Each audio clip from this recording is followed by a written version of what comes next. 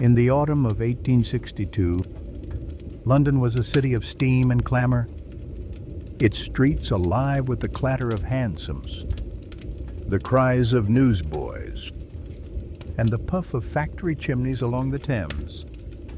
Gas lamps cast a golden haze over Piccadilly and Whitehall, while the Palace of Westminster stood grand, its new clock tower home to the great bell nicknamed Big Ben, chiming the hours with a deep, resonant toll that echoed across the city. But one crisp October night, the bell fell silent, its voice stilled without cause. For 3 months, from October to December, Big Ben's chimes ceased. The tower's silence a mystery that baffled engineers and whispered through tea rooms and taverns. No fault was found in the mechanism, no crack in the bell. Yet London felt the absence, as if the city's heartbeat had paused. Clara Henshaw, a clockmaker's apprentice, worked in a cluttered shop on Clerkenwell Road. Her days spent polishing gears and winding springs, her nights sketching designs by candlelight. She was 22, with steady hands and gray eyes that saw patterns where others saw chaos. The tower's silence intrigued her, not with fear, but with a curiosity her master, Mr. Godwin, called impractical. Leave the bell to Westminster's men. Clara, he'd grumble, his spectacles fogged with steam. It's no work for a lass. But Clara couldn't. She heard whispers in the market of a society older than the tower, whose craft shaped London's time, and a relic hidden within the city that bound its rhythm to the earth. One foggy evening, as Clara locked the shop, a figure emerged from the mist on Farringdon Lane. Dressed in a worn frock coat, his face half hidden by a scarf, he held a small brass cog, its edge carved with a crescent moon, glinting under the gaslight. "You seek the tower's voice?" "Clockmaker's girl," he said, his voice low, like the tick of a pocket watch. Clara stilled, her key ring heavy, her breath quick. "Who are you?"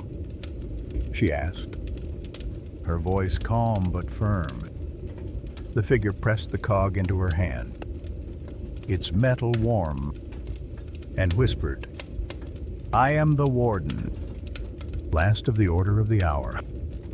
The bell sleeps because its heart is lost. Find it, or London's time will drift." Clara's fingers closed around the cog, its crescent humming faintly, a pulse that stirred her blood. "Where do I begin?" she asked. But the warden was gone, the lane empty, the city's hum softer, as if the silence had deepened. She tucked the cog into her apron, her mind racing, and hurried home. Her attic room a glow of lamplight.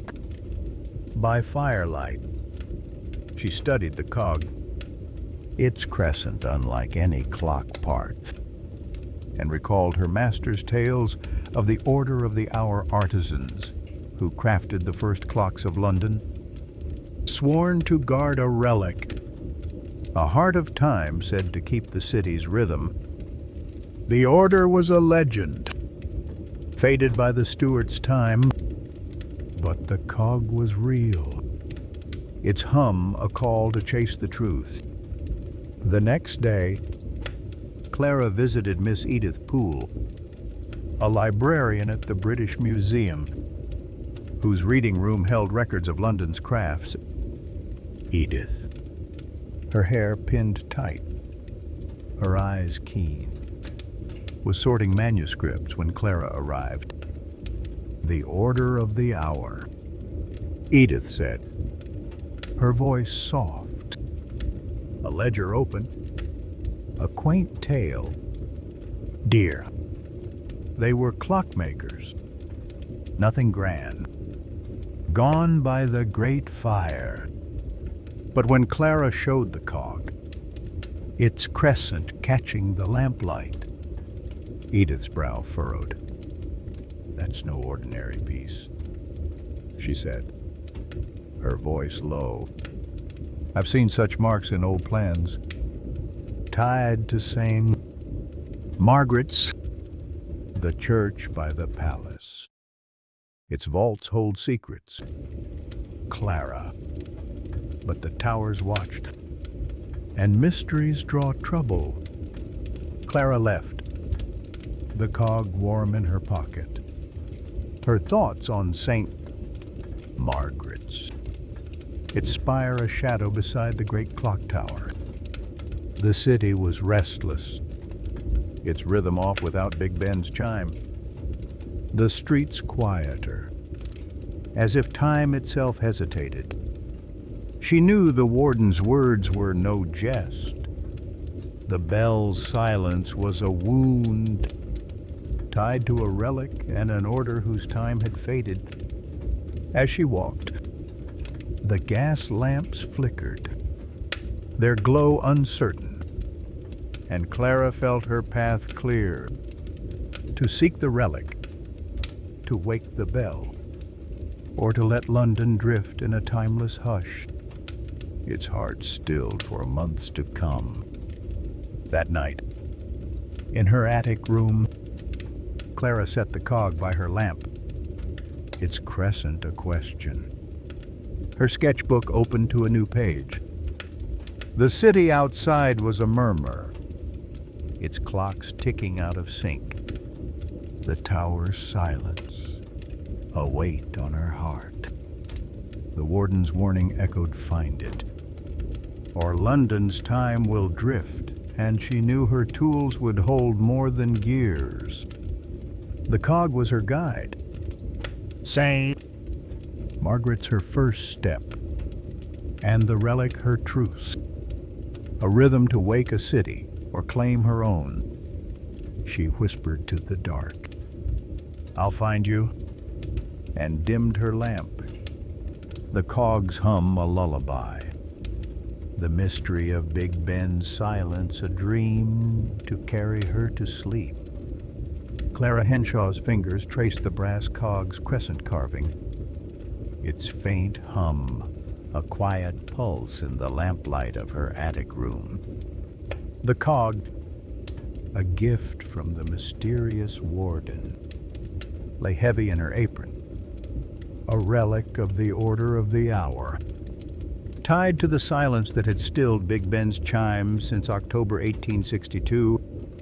London's rhythm faltered without the great bell's toll, its gas lamps along Whitehall flickering uncertainly, the Thames flowing restless under a gray sky. The city's clocks ticked out of sync, and Clara, a clockmaker's apprentice, could not shake the warden's words. "Find it, or London's time will drift." St. Margaret's, the church beside the Palace of Westminster, held the next clue. Its vaults a whisper of the order's lost relic, a heart of time that once kept the city's pulse. Clara waited until dusk, when London's bustle softened. The streets hushed under a veil of fog. She slipped from her Clerkenwell home, her dark shawl blending with the shadows, the cog tucked safely in her pocket, its hum guiding her past the clatter of omnibuses and the glow of taverns. St. Margaret's stood solemn, its spire a silhouette beside the clock tower, its stone walls cool under her touch. The church was quiet, its pews empty, the air thick with wax and prayer. Clara lit a small oil lamp, its flame dancing on the flagstones, and found the vault's entrance, a narrow stair behind a wooden screen, its oak worn, a faint crescent carved into its frame. Like the cog's mark, the vaults were a maze of damp stone, their air heavy with dust and time, the hum of the cog growing stronger, a tick that matched her heartbeat. Clara's lamp cast shadows that swayed like pendulums, the walls etched with faint crescents, their curves mirroring the cog's design, a sign of the order's craft. She paused at a low alcove, her fingers brushing a crescent, and felt a shift, a panel sliding to reveal a hidden niche. Inside was a leather-bound journal, its cover marked with a crescent moon, and a small silver key, its head shaped like a clock's hand. The journal's first page read, "The heart of time lies where the tower's shadow falls, in the order's sanctum." Sealed by the vow of the first horologist, a soft creak echoed, and Clara turned, her lamp flaring.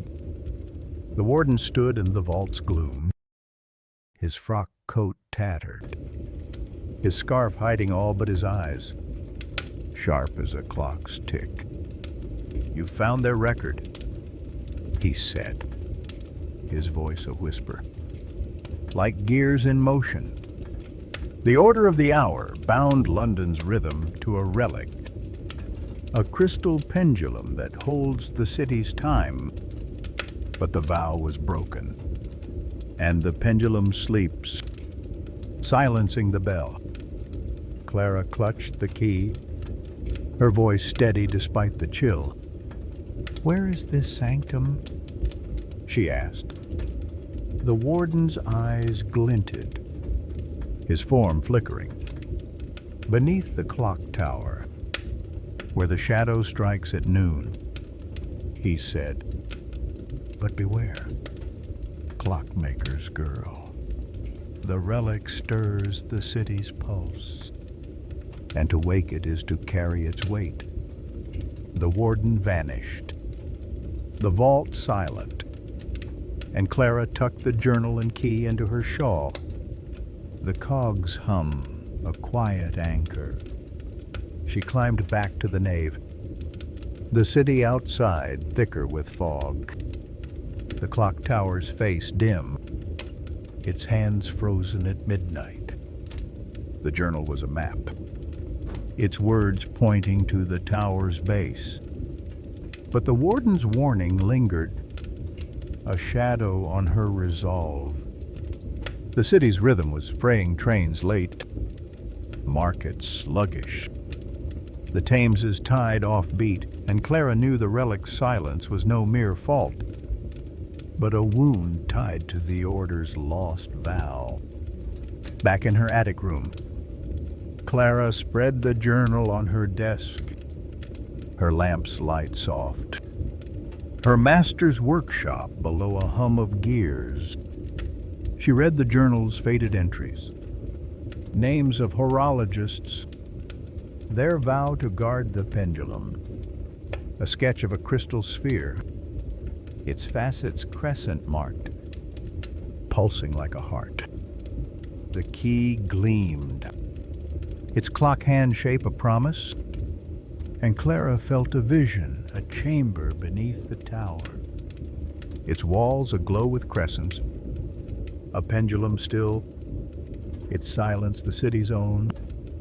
Her mother's voice, long gone, echoed in her mind, urging caution. But the cog's hum was louder, a call to mend London's time. Clara closed the journal, the key cool in her hand, the cog a vow of her own. The city outside was a hush, its clocks discordant, the tower's silence a weight on her heart. She knew the clock tower was her next path, a journey to the sanctum where the relic waited. But the warden's words echoed, a reminder of a price she could not yet see.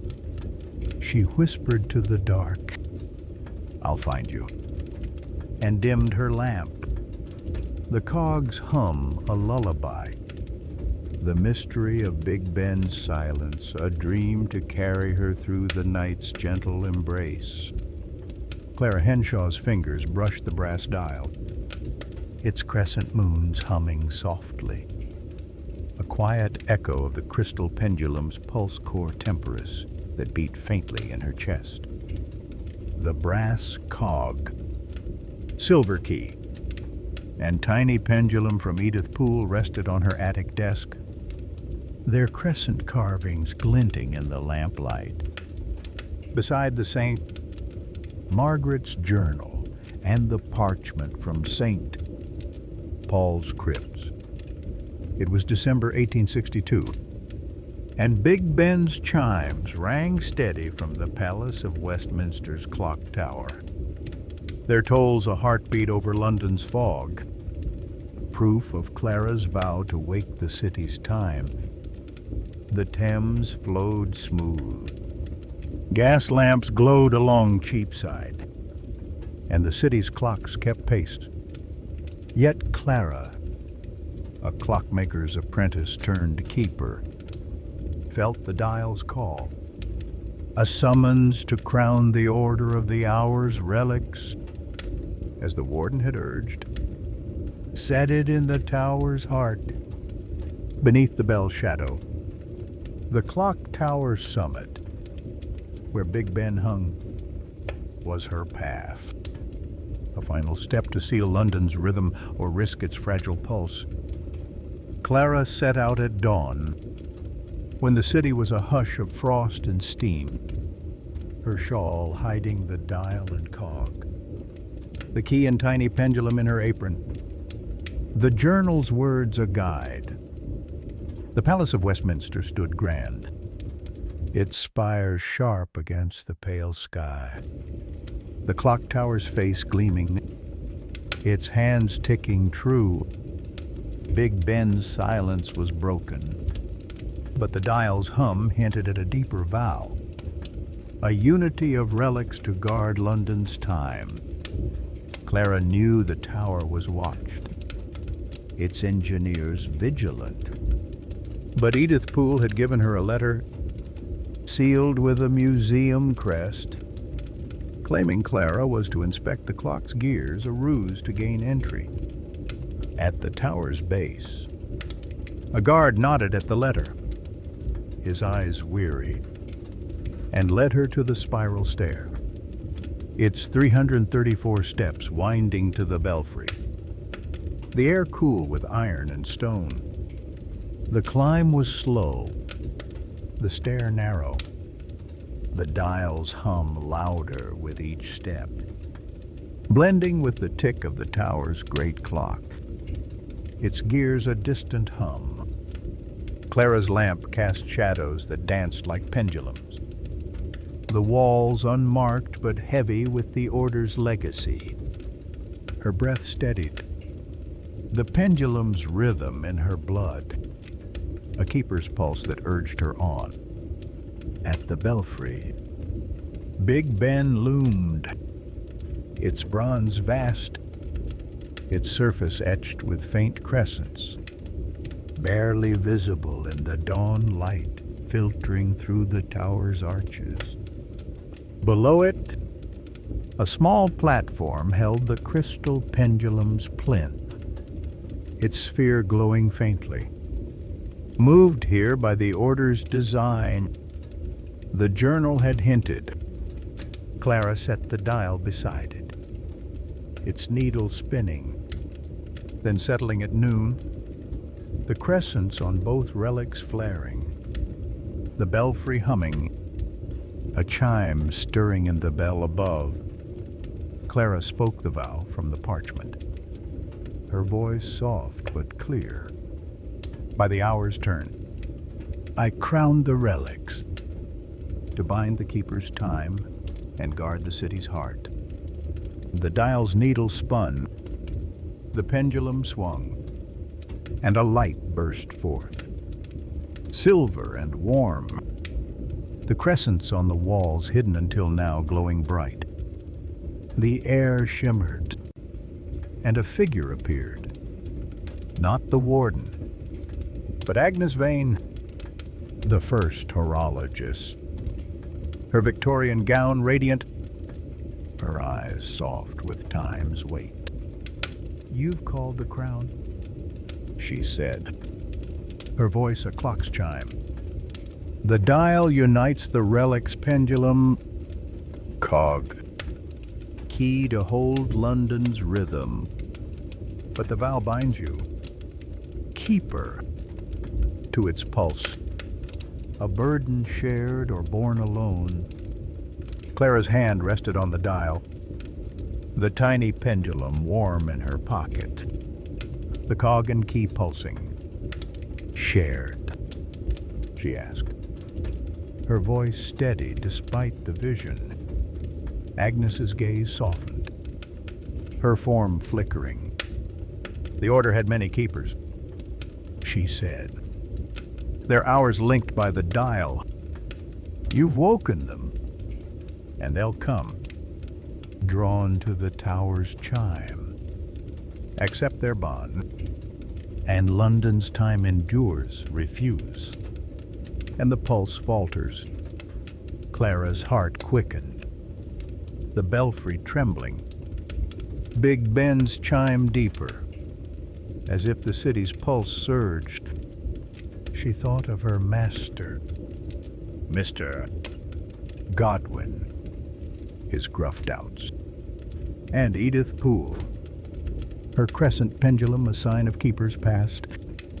The city's rhythm trains on time, markets bustling. The Thames's tides true depended on her choice, but the dial's hum was heavy, a vow that might claim her days. She nodded, pressing the tiny pendulum into the dial's frame, its facets flaring, the relic's light merging, the belfry alive with a single resonant toll. Big Ben's voice sealing the vow. A shadow stirred, and another figure appeared. A young man in a frock coat, his face like the warden's, his eyes bright. "I'm Elias, a keeper," he said. His voice a gear's turn. "The dial called me, as it will others. We share the hours, Clara." His hand held a crescent-carved watch, its tick matching the dial's, and Clara felt the pendulum's pulse ease. A burden lightened. Agnes smiled, her form fading. "The crown is set," she said. "Guard it. Keepers, and London's time will hold." The belfry stilled, the relics glow soft. Big Ben's chime steady, the city's rhythm firm, its pulse a song of hours united. Clara descended, the dial and cog in her hands, the key and tiny pendulum safe. Elias gone to his own path, their bond a vow across the city. The tower's guard nodded as she left, the Thames sparkling, gas lamps dimming in the dawn, London's clocks in sync. Big Ben's toll a heartbeat. The city was alive, its rhythm restored, the order's vow crowned, a legacy Clara shared with keepers unseen. She knew Elias and others would guard their relics, their hours linked, but the dial was hers, a crown to hold until another came. Back in Clerkenwell, Clara found Edith Poole at her master's shop.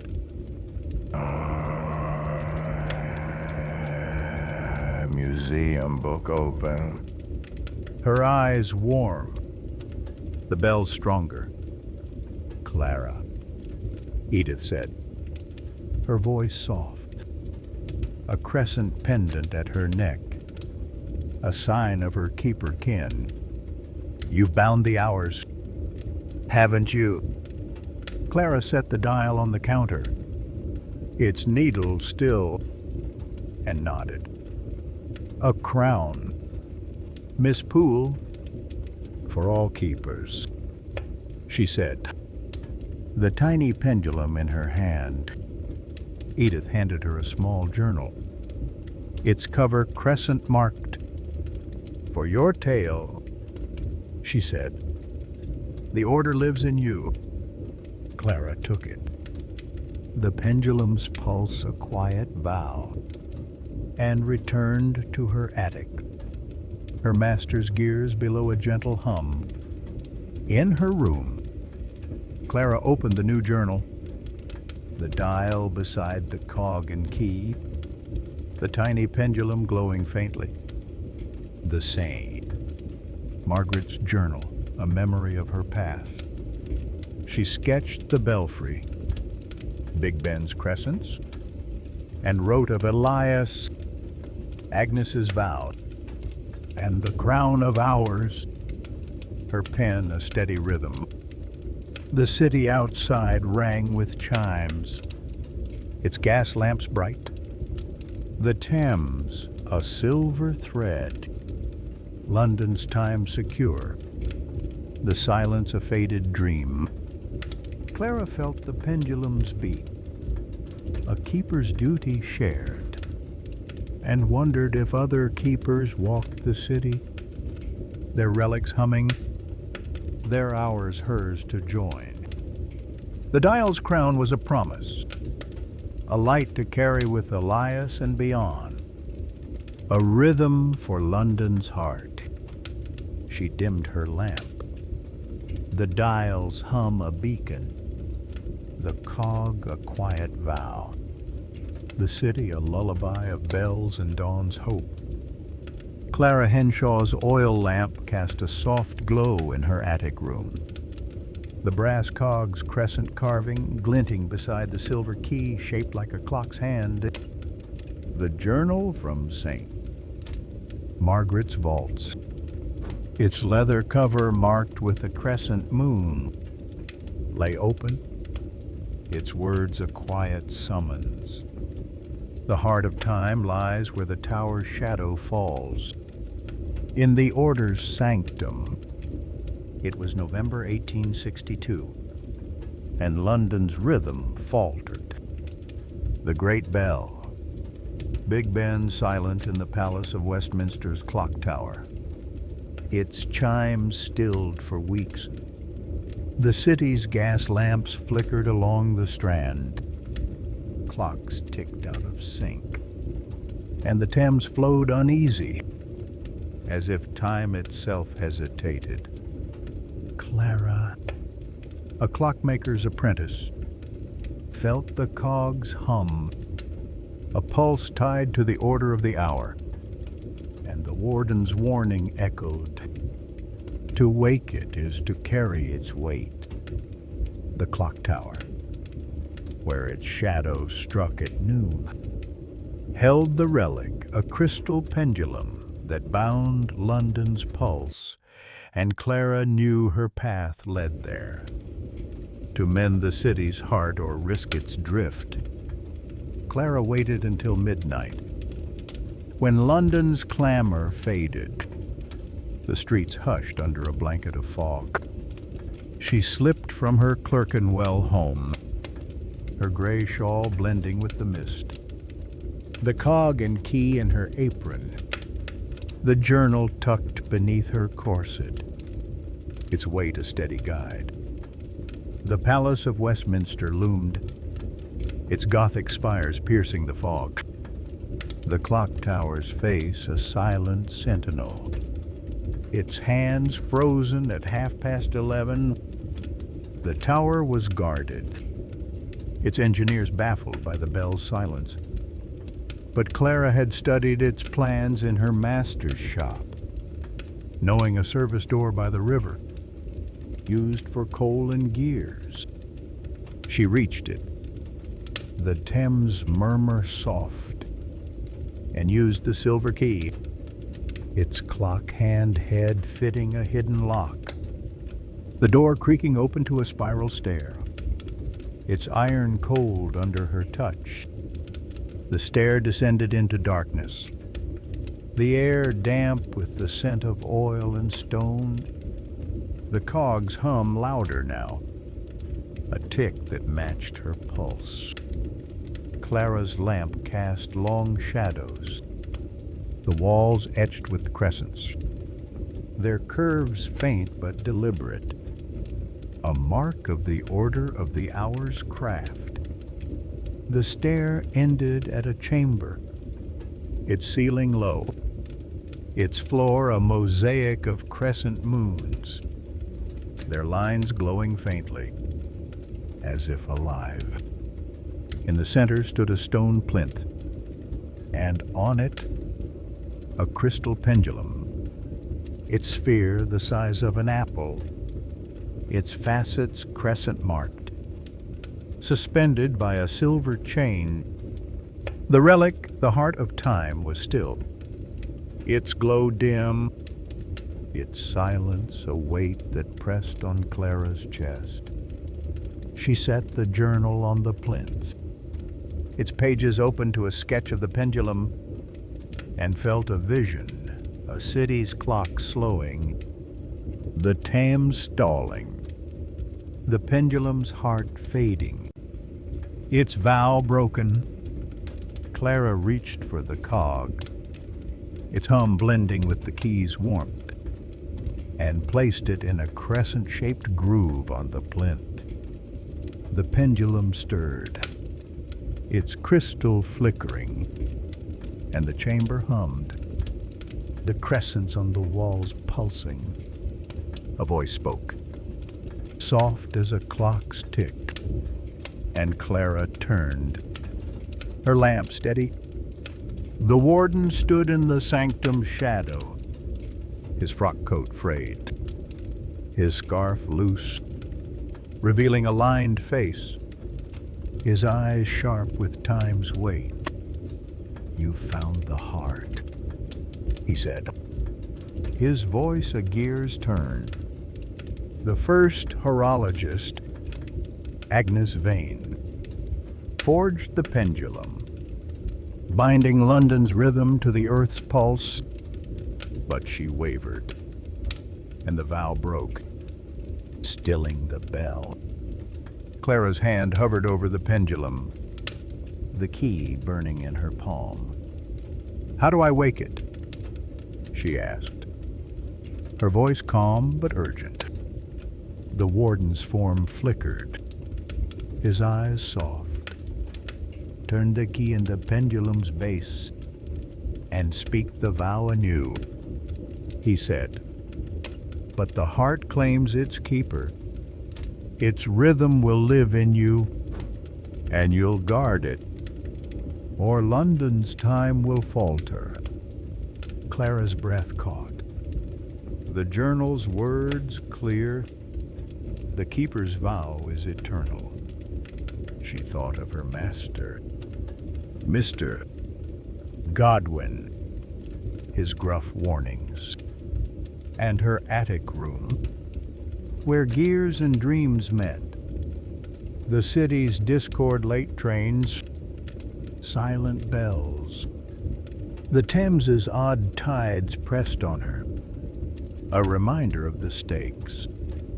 She nodded, inserting the key into the plinth's base, its clock hand shape clicking. By the hour's turn, "I renew the vow," she whispered, "to keep the city's time and wake its heart." The pendulum swung, its crystal blazing, the crescents on the walls flaring, the chamber alive with a deep, resonant chiming. Like Big Ben's own, a shadow stirred, and a woman appeared, her Victorian gown shimmering, her face like the warden's, her eyes bright with sorrow. "I am Agnes Vane," she said, her voice a pendulum swing. "You've mended my vow, clockmaker's girl, but the heart's weight is yours. Guard it, or time will slip again." Clara's heart raced, the pendulum's rhythm in her blood, the cog and key warm in her hand. "What of the city?" she asked, her voice steady. Agnes smiled, her form fading. "The bell will sing. The plague's echo gone, but keepers bear the pulse. The sanctum stilled, the pendulum's glow soft, and Clara felt a new beat, a bond to London's time, a burden both heavy and bright. Clara climbed to the tower's base, the key and cog in her apron, the journal a promise of her vow. The clock tower's hands moved, a faint chime echoing above, Big Ben's voice stirring, the city's rhythm returning. The Thames flowed smoother, gas lamps burned steadier, and Clara knew the relic's pulse was hers to keep. The warden did not follow, his role complete, Agnes's spirit a memory. But the pendulum's hum lingered, a keeper's call. She slipped from the palace, the fog lifting, London waking, its clocks ticking in harmony, the silence breaking, a city's heart alive again. Back in Clerkenwell, Clara found Miss Edith Poole at her shop, a museum ledger open, her eyes keen, the bells chiming. "Clara," Edith said, her voice warm, a sketch of a crescent pendulum in her hand. "What did you find?" Clara touched the cog, its hum soft, and smiled. A rhythm, Miss Poole, and a vow to keep it.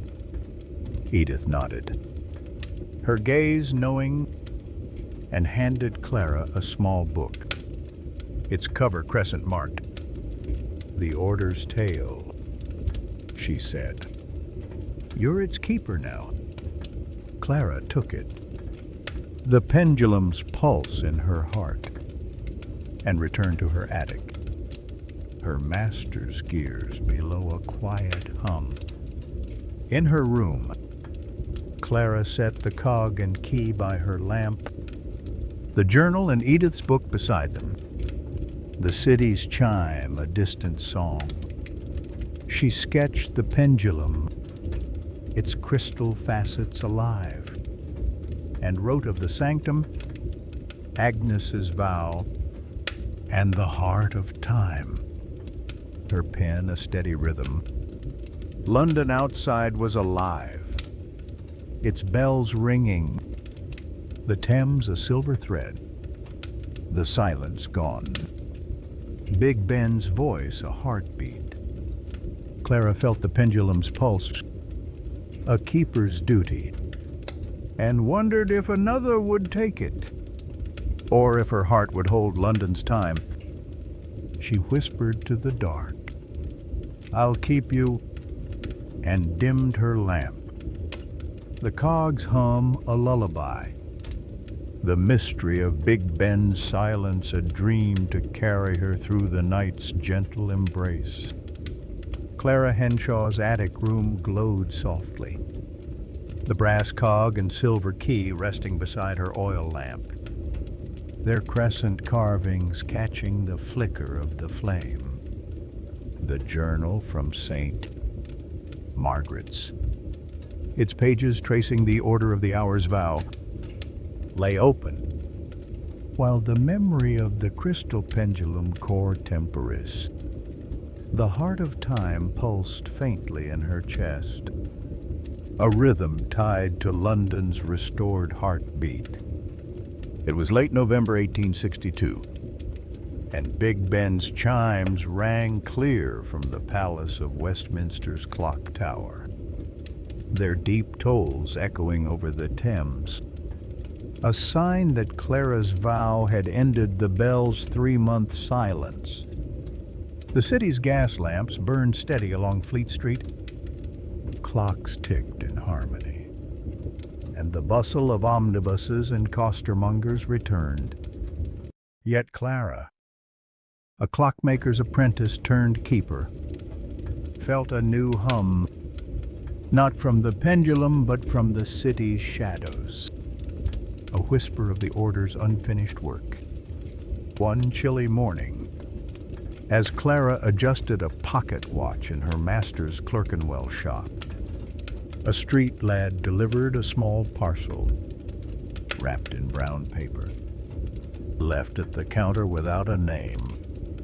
Inside was a brass dial, the size of a saucer, its surface etched with crescent moon, its needle fixed at midnight, humming softly like the cog.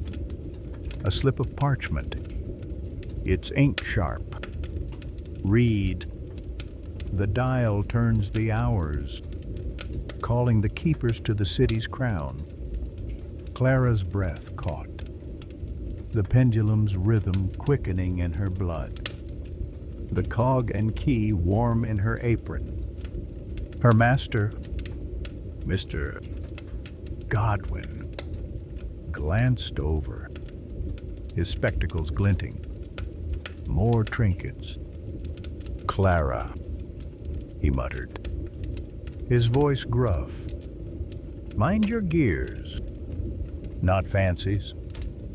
But Clara's gray eyes lingered on the dial, its hum a call she knew too well, a new thread in the Order of the Hour's tapestry.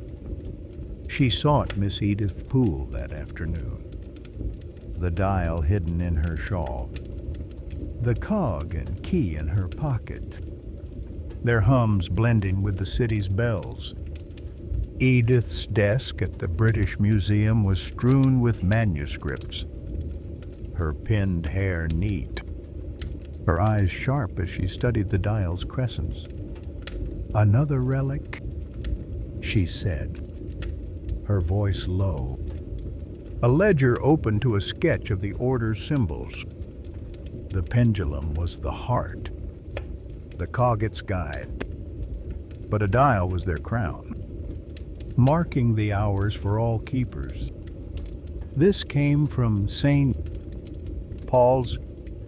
Clara, its crypts held the Order's rights, and its dome cast the city's shadow. Edith's fingers paused, her gaze cautious. The dial's hum means the vow stirs again. Find the crypts, but tread lightly. London's time is fragile, and relics draw eyes. Clara left, the dial's needle trembling, her thoughts on St. Paul's, its great dome a beacon over the city's haze.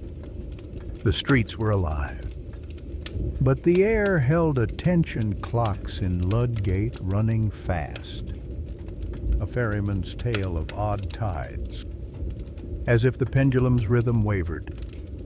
At dusk, Clara reached St. Paul's, its steps gleaming under gaslight, its nave vast and quiet, the scent of polish and prayer heavy.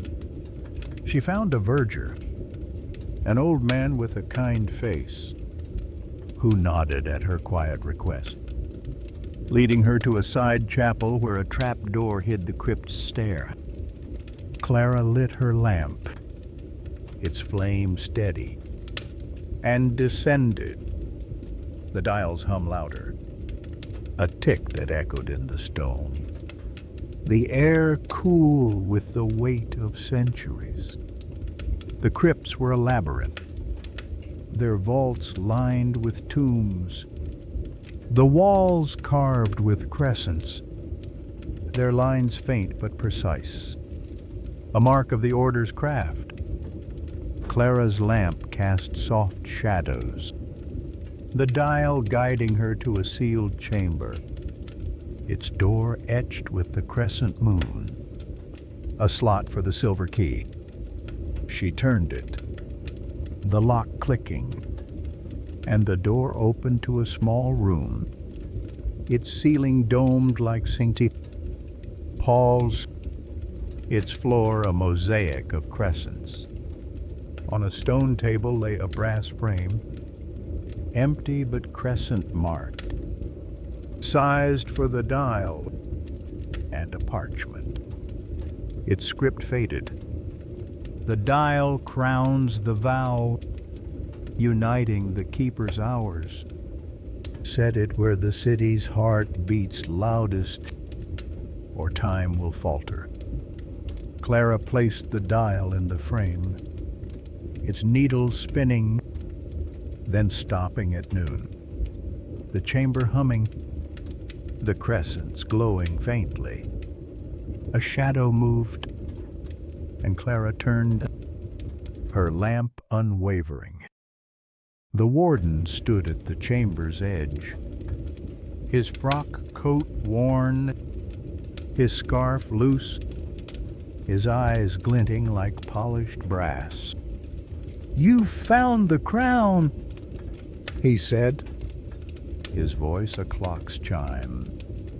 The dial was Agnes Vane's last work, to bind the keeper's time, set it in the tower's heart, with the pendulum, and London's rhythm will endure. Clara clutched the key, the cog warm, her voice firm. "Where is the tower's heart?" she asked. The warden's form shimmered, his voice grave. "Atop the clock tower, where Big Ben tolls, beneath the bells." Clara Henshaw's attic room was a sanctuary of quiet light. The brass dial, crowned in the clock tower's belfry, resting beside the crescent-carved cog. Silver key and tiny pendulum on her desk. The journal from St. Margaret's and Edith Poole's crescent-marked book lay open, their pages tracing the order of the hour's vow, while the crystal pendulum's rhythm, cor temporis, beat softly in her chest, a keeper's bond to London's time. It was the spring of 1863, and Big Ben's chimes rang true from the Palace of Westminster.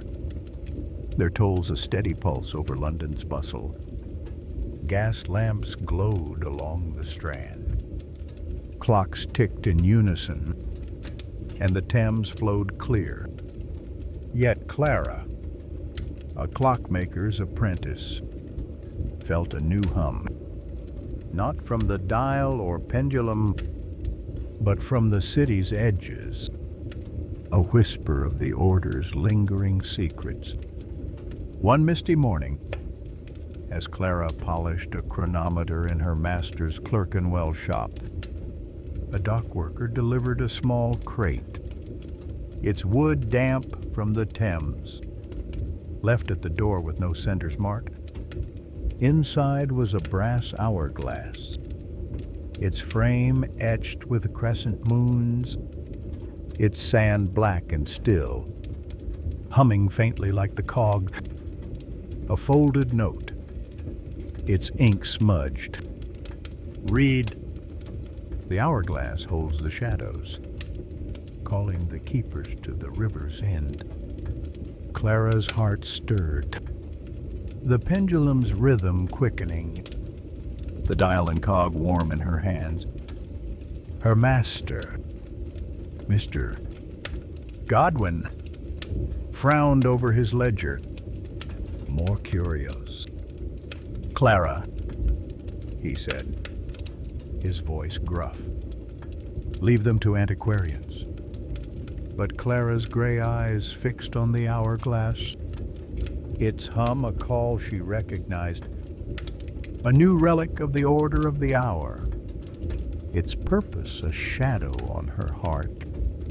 She sought Miss Edith Poole at the British Museum, the hourglass wrapped in her shawl, the cog, key, and tiny pendulum in her apron. There hums a chorus with the city's bells. Edith's reading room was a haven of parchment and dust, her eyes sharp as she studied the hourglass's crescents. "The order's shadow," she said, her voice low. A museum ledger opened to a faded sketch of an hourglass.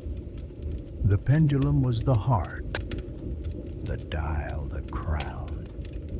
But the hourglass was their balance, holding time's shadows, moments lost or misaligned. This came from Greenwich, Clara, where the river ends and time begins. The observatory's vaults hold the order's traces. Edith's crescent pendant glinted, her voice cautious. The hourglass's hum means the city's time wavers. Find the vaults, but take care, shadows cling to relics. Clara sent word to Elias, the keeper she'd met in the tower, his crescent-carved watch a bond to her vow. They met at dusk by Greenwich's riverbank. The Thames, a silver thread.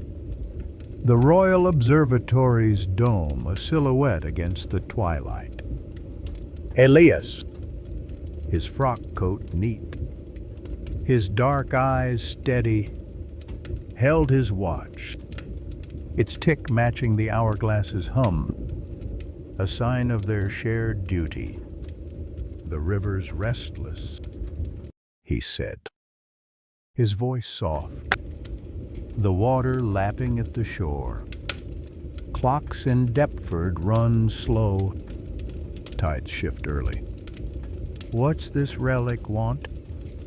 Clara showed him the hourglass, its black sand unmoving, its crescents glinting. The pendulum's pulse stirred in her chest, and Elias's watch glowed faintly. A call to seek the order's balance. They entered the observatory, its halls quiet, the scent of brass and polish heavy. A caretaker, his beard white, led them to a basement stair, muttering of old vaults sealed since the Stuarts. Clara's lamp lit the way, the hourglass's hum guiding them to a chamber, its walls carved with crescents, their lines sharp in the lamplight. A stone niche held a brass stand, crescent marked, sized for the hourglass, and a parchment, its script clear. The hourglass balances the shadows, binding the keeper's hours to the city's flow. Set it where the river meets the stars, or time's shadows will creep. Clara placed the hourglass in the stand, its sand shifting, a single grain falling, the chamber humming, the crescents glowing softly.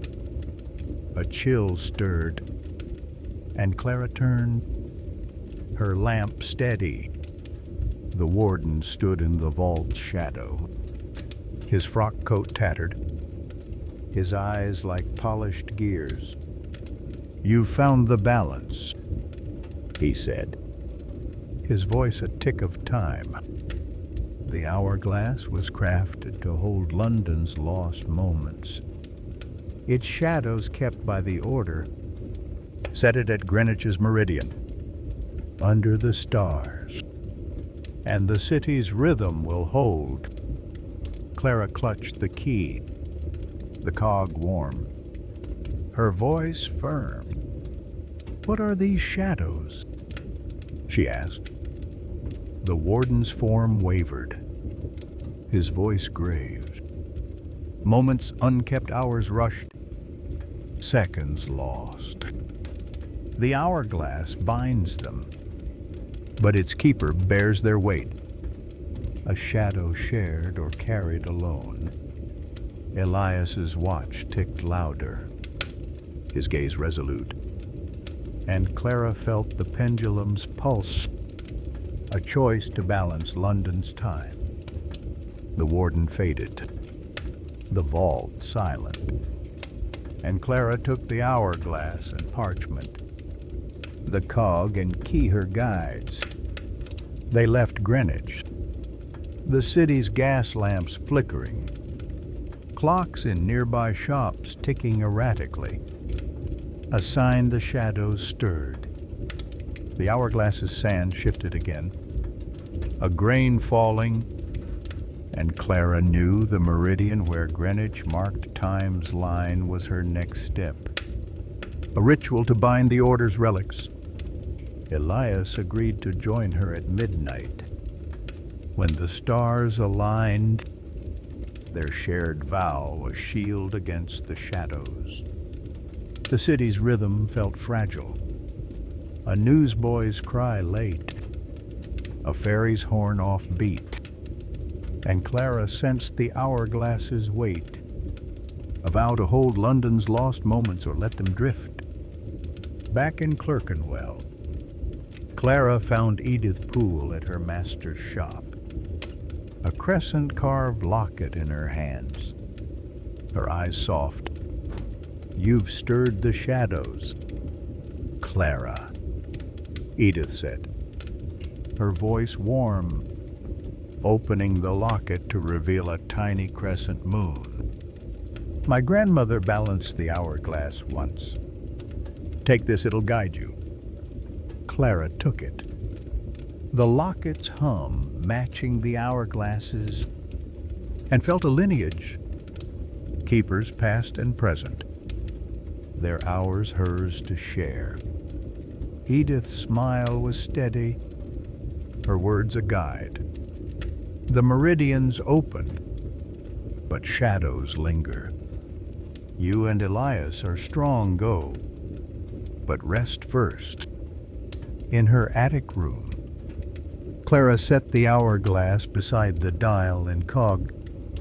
The key, tiny pendulum, and locket glowing faintly. The journal's a record of her path.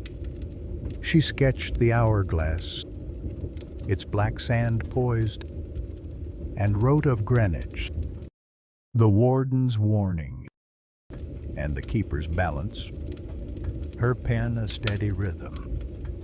The city outside hummed, Big Ben's chimes clear, but the hourglass's hum hinted at a fragile pulse, shadows waiting to creep.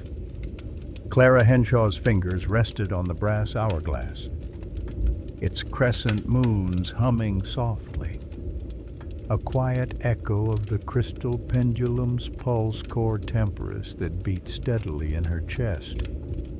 The brass dial, called silver key, tiny pendulum, and Edith Poole's crescent locket lay on her attic desk, their carvings glinting in the lamplight. Beside the saint, Margaret's journal and the Greenwich parchment.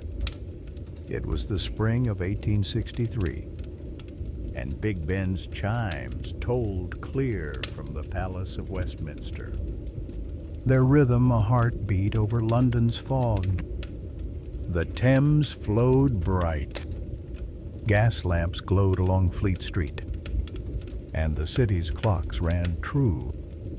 Yet Clara, a clockmaker's apprentice turned keeper, felt the hourglass's call, its black sand shifting, a summons to balance the order of the hour's shadows, as the warden had warned. Set it where the river meets the stars, or time's shadows will creep. Greenwich's meridian, where time's line was drawn, was her path. A ritual to seal London's rhythm or risk its fragile pulse. Clara met Elias at midnight by Greenwich's Royal Observatory. The air crisp with river mist, the stars sharp above the Thames. Her shawl hid the hourglass and locket, the cog, key, and tiny pendulum in her apron, the dial left safe at home. Its vow complete. Elias, his frock coat dark, his eyes steady, held his crescent-carved watch, its tick blending with the hourglass's hum. A bond of keepers. The river's calm, he said, his voice soft, the observatory's dome looming, its red time ball still. Clocks in Woolwich skip minutes. Tides come late. This relic stirring something. Clara. She nodded. The hourglass warm, its sand poised. The pendulum's pulse urging her on. They slipped past the caretaker's lodge. The meridian line, a brass strip in the courtyard gleaming under starlight. The river's end where time began. The meridian was quiet, its line a silent vow, the Thames lapping nearby, the stars a canopy of light. Clara set the hourglass on the brass strip, its crescents glowing, a single grain of black sand falling, the hum deepening. Elias placed his watch beside it, its crescent flaring, and they spoke the parchment's words, their voices soft but sure. By the shadow's balance, we set the hourglass to bind the keeper's hours and hold the city's flow. The hourglass flared, its sand swirling, the meridian line pulsing, a silver light spilling out, the crescents on the hourglass and watch alive. The air trembled, and a chime echoed, not Big Ben's, but a deeper toll, as if London's time stirred. The stars above brighter, the Thames's rhythm true.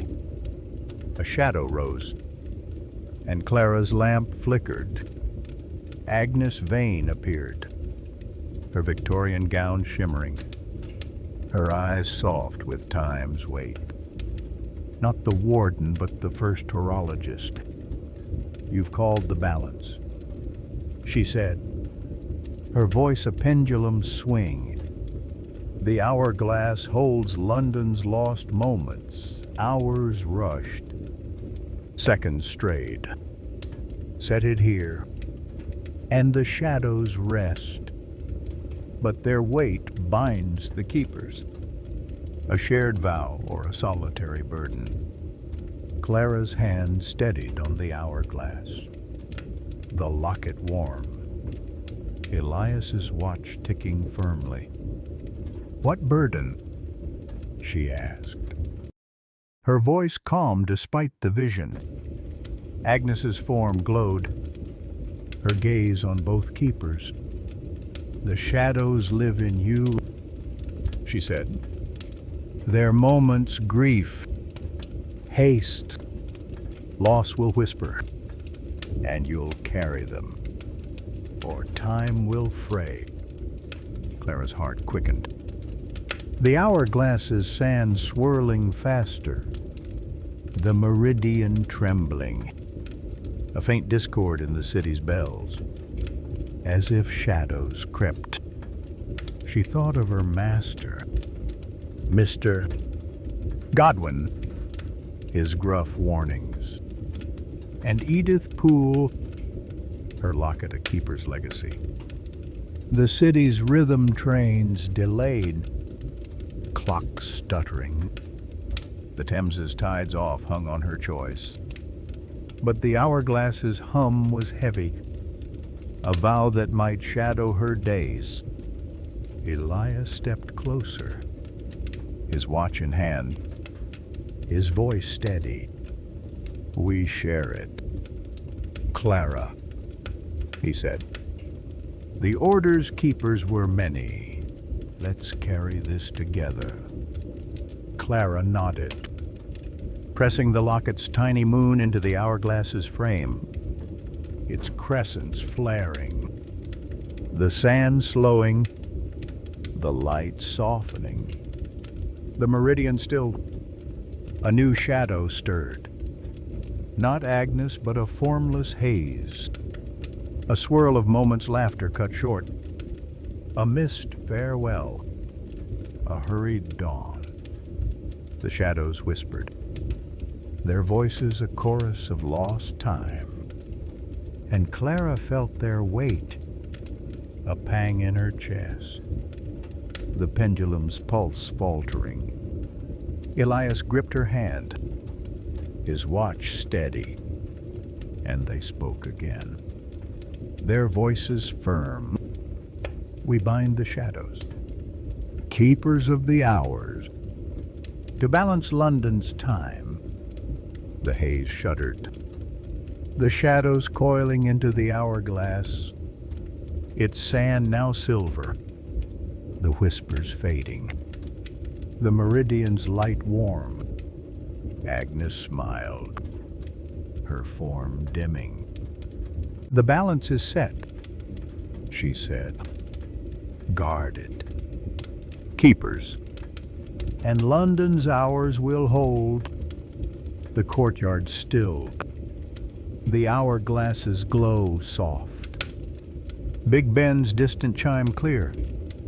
The city's rhythm secure. Clara and Elias parted. He to his watchmaker's shop in Limehouse, she to Clerkenwell. Their vow a bond across the Thames, the hourglass hers to guard. His watch a mirror to her duty. The city woke, its clocks aligned. Trains on time, the Thames's tides true. The shadows creep gone. London's pulse a steady song. Clara knew Elias and other keepers, unseen, shared the order's light, their relics humming. But the hourglass was her balance, a vow to hold until another came. The stars faded, dawn breaking, the observatory's dome a quiet sentinel. The meridian a line of time kept. Back in Clerkenwell, Clara found Edith Poole at her master's shop, a crescent-carved journal in her hands, her eyes warm. "The city's steady, Clara," Edith said, her voice soft, her locket gleaming. "You've balanced the shadows, haven't you?" Clara set the hourglass on the counter, its silver sand still, and nodded. A shared vow. "Miss Poole." With Elias in the order, she said, the locket in her hand. Edith handed her the journal, its pages blank. "For your hours," she said. "The order's keepers live in you." Clara took it. The pendulum's pulse a quiet bond, and returned to her attic, her master's gears below a gentle hum.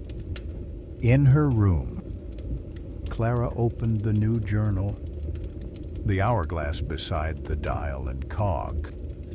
The key, tiny pendulum, and locket glowing faintly. The old journal's a record of her path.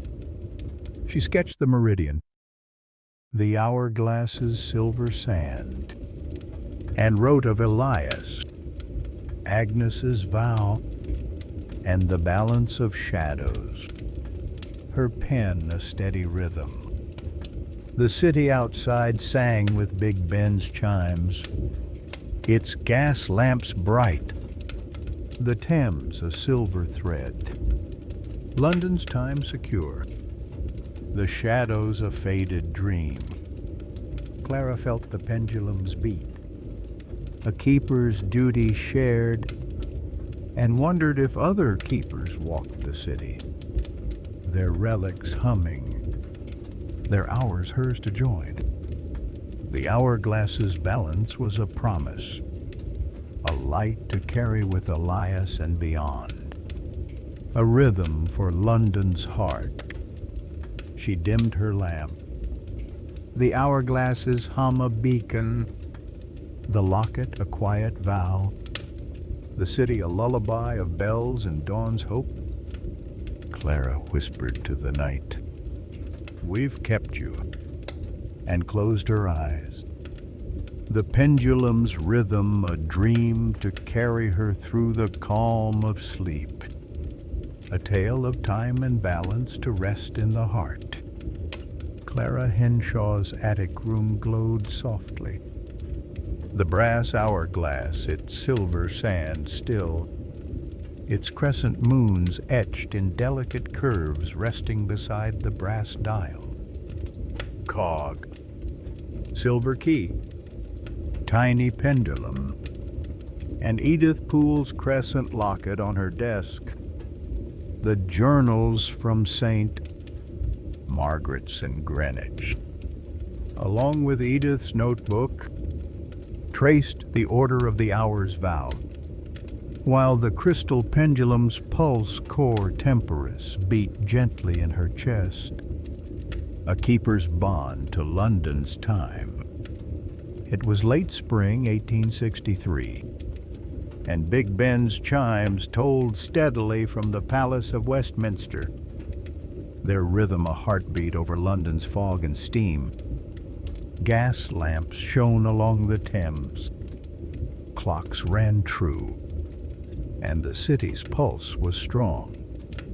Yet Clara, a clockmaker's apprentice, felt a new hum, not from the hourglass or relics, but from the river's edge, a whisper of the order's hidden legacy stirring once more. One foggy afternoon, as Clara repaired a mantel clock in her master's Clerkenwell shop, a Thames waterman delivered a small tin box, its surface rusted, left at the London docks with a note for the keeper of time. Inside was a brass chime, its tube slender, etched with crescent moons, humming faintly, its striker poised as if ready to ring. A scrap of parchment, its ink blurred by river damp. Read. The chime sings the keeper's bond to the river's heart. Clara's breath stilled, the pendulum's pulse quickening, the hourglass and locket warming in her hands. Her master, Mr. Godwin, peered over, his spectacles fogged. Another trifle, Clara. He sighed, his voice gruff. Mind your work, not river junk. But Clara's gray eyes lingered on the chime, its hum a call she knew, a new relic of the order of the hour, its melody a mystery tied to London's rhythm. She sought Miss Edith Poole that evening, the chime wrapped in her shawl, the cog, key, tiny pendulum, and locket in her pack, their hums blending with the city's distant bells. Edith's museum nook was a quiet haven, her desk piled with ledgers, her eyes sharp as she examined the chime's crescents. "The order's voice," she said, her voice soft. A sketchbook open to a crescent-carved chime. The pendulum was the heart, the dial the crown, the hourglass, the balance. This chime sings their unity, calling keepers to renew their bond. It came from the docks, Clara, where the Thames holds the city's heart. The warehouses hide the order's traces. Her crescent pendant gleamed, her voice cautious. The chime's hum means time's rippling. Seek the docks, but take Elias relics, draw shadows. Clara sent a note to Elias, the keeper whose crescent-carved watch marked their shared vow, and they met at dawn by the London docks. The Thames alive with ships' horns and the clatter of cranes. The air sharp with tar and salt. Elias, his frock coat dusted, his dark eyes alert, held his watch, its tick syncing with the chime's hum, a bond of their duty. "The river's off," he said, his voice low, pointing to the docks. Clocks in Wapping run backward. Tide's early by an hour. This relic stirring trouble. Clara showed him the chime, its brass warm, its crescents faint in the morning light. The pendulum's pulse stirred in her chest, and Elias's watch glowed, urging them to the docks, where the river's heart beat loudest. They navigated the dock's maze, past barrels of spices and bales of cotton. The worker's eyes wary but kind.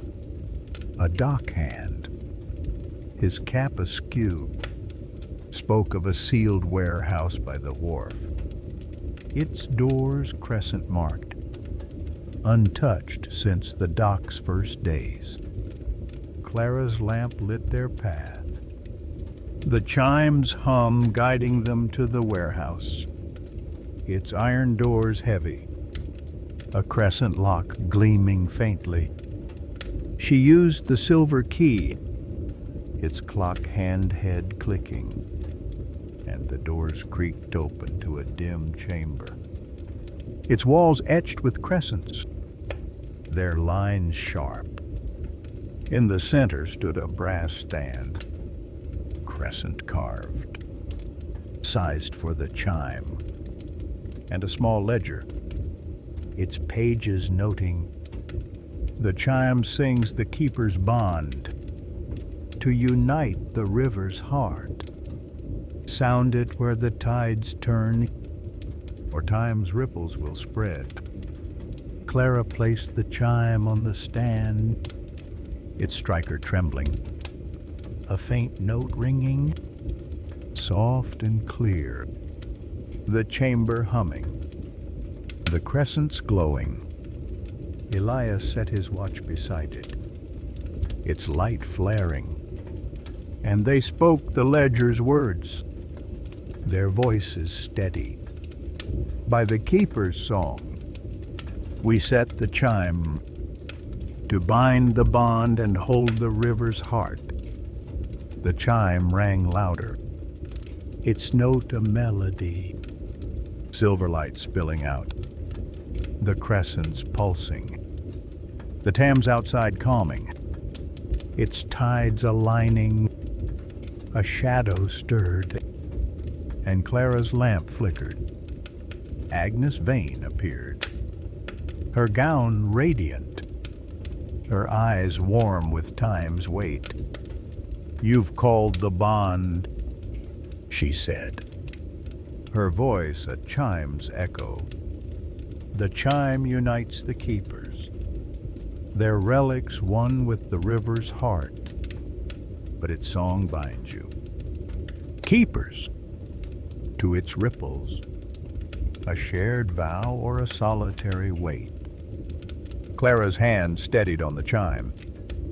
The locket warm, Elias's watch ticking firmly. "What ripples?" she asked, her voice calm. Agnes's gaze softened, her form shimmering. Time's echoes, moments misaligned.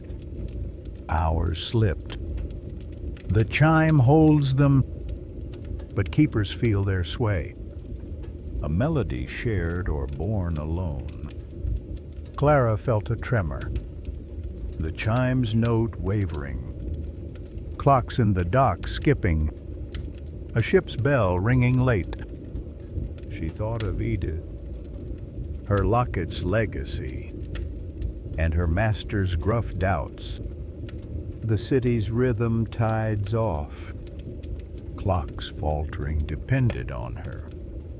But the chime's hum was heavy, a vow that might ripple her days. Elias nodded, his watch steady. "Together, Clara," he said. The order's keepers sang as one. Clara pressed the locket's moon into the chime's frame, its note clear, the light softening, the ripples fading, the Thames steady. A new figure appeared, a woman in a worker's shawl, her eyes like Elias's, holding a crescent-carved ring. "I'm Lila, a keeper," she said, her voice soft. "The chime called me, as it will others. We share the bond. Clara, Elias."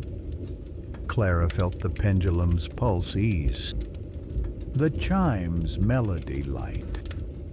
A vow shared. Agnes smiled, her form fading. "The bond is sunk," she said. "Guard it, keepers, and London's heart will hold." The chamber stilled, the chime's glow soft, Big Ben's chime echoing, the city's rhythm firm, its ripples gone. Clara, Elias, and Lila parted, she to the dock's edge, he to Limehouse, Clara to Clerkenwell. Their vow a melody across the Thames, the chime hers to guard, their relics a shared song. The city hummed, its clocks true, tide steady, London's pulse a quiet harmony. Clara knew Lila and others shared the order's light, their hours linked, but the chime was her voice, a bond to hold until another came. Back in Clerkenwell, Clara found Edith at her shop, a crescent journal open, her eyes warm. The city's calm. "Clara," Edith said, her voice soft, her locket gleaming. "You've sung the bond, haven't you?" Clara set the chime down, its note silent, and nodded. A shared song. "Miss Poole, with Elias and Lila," she said. Edith handed her a new page, crescent marked, "For your melody."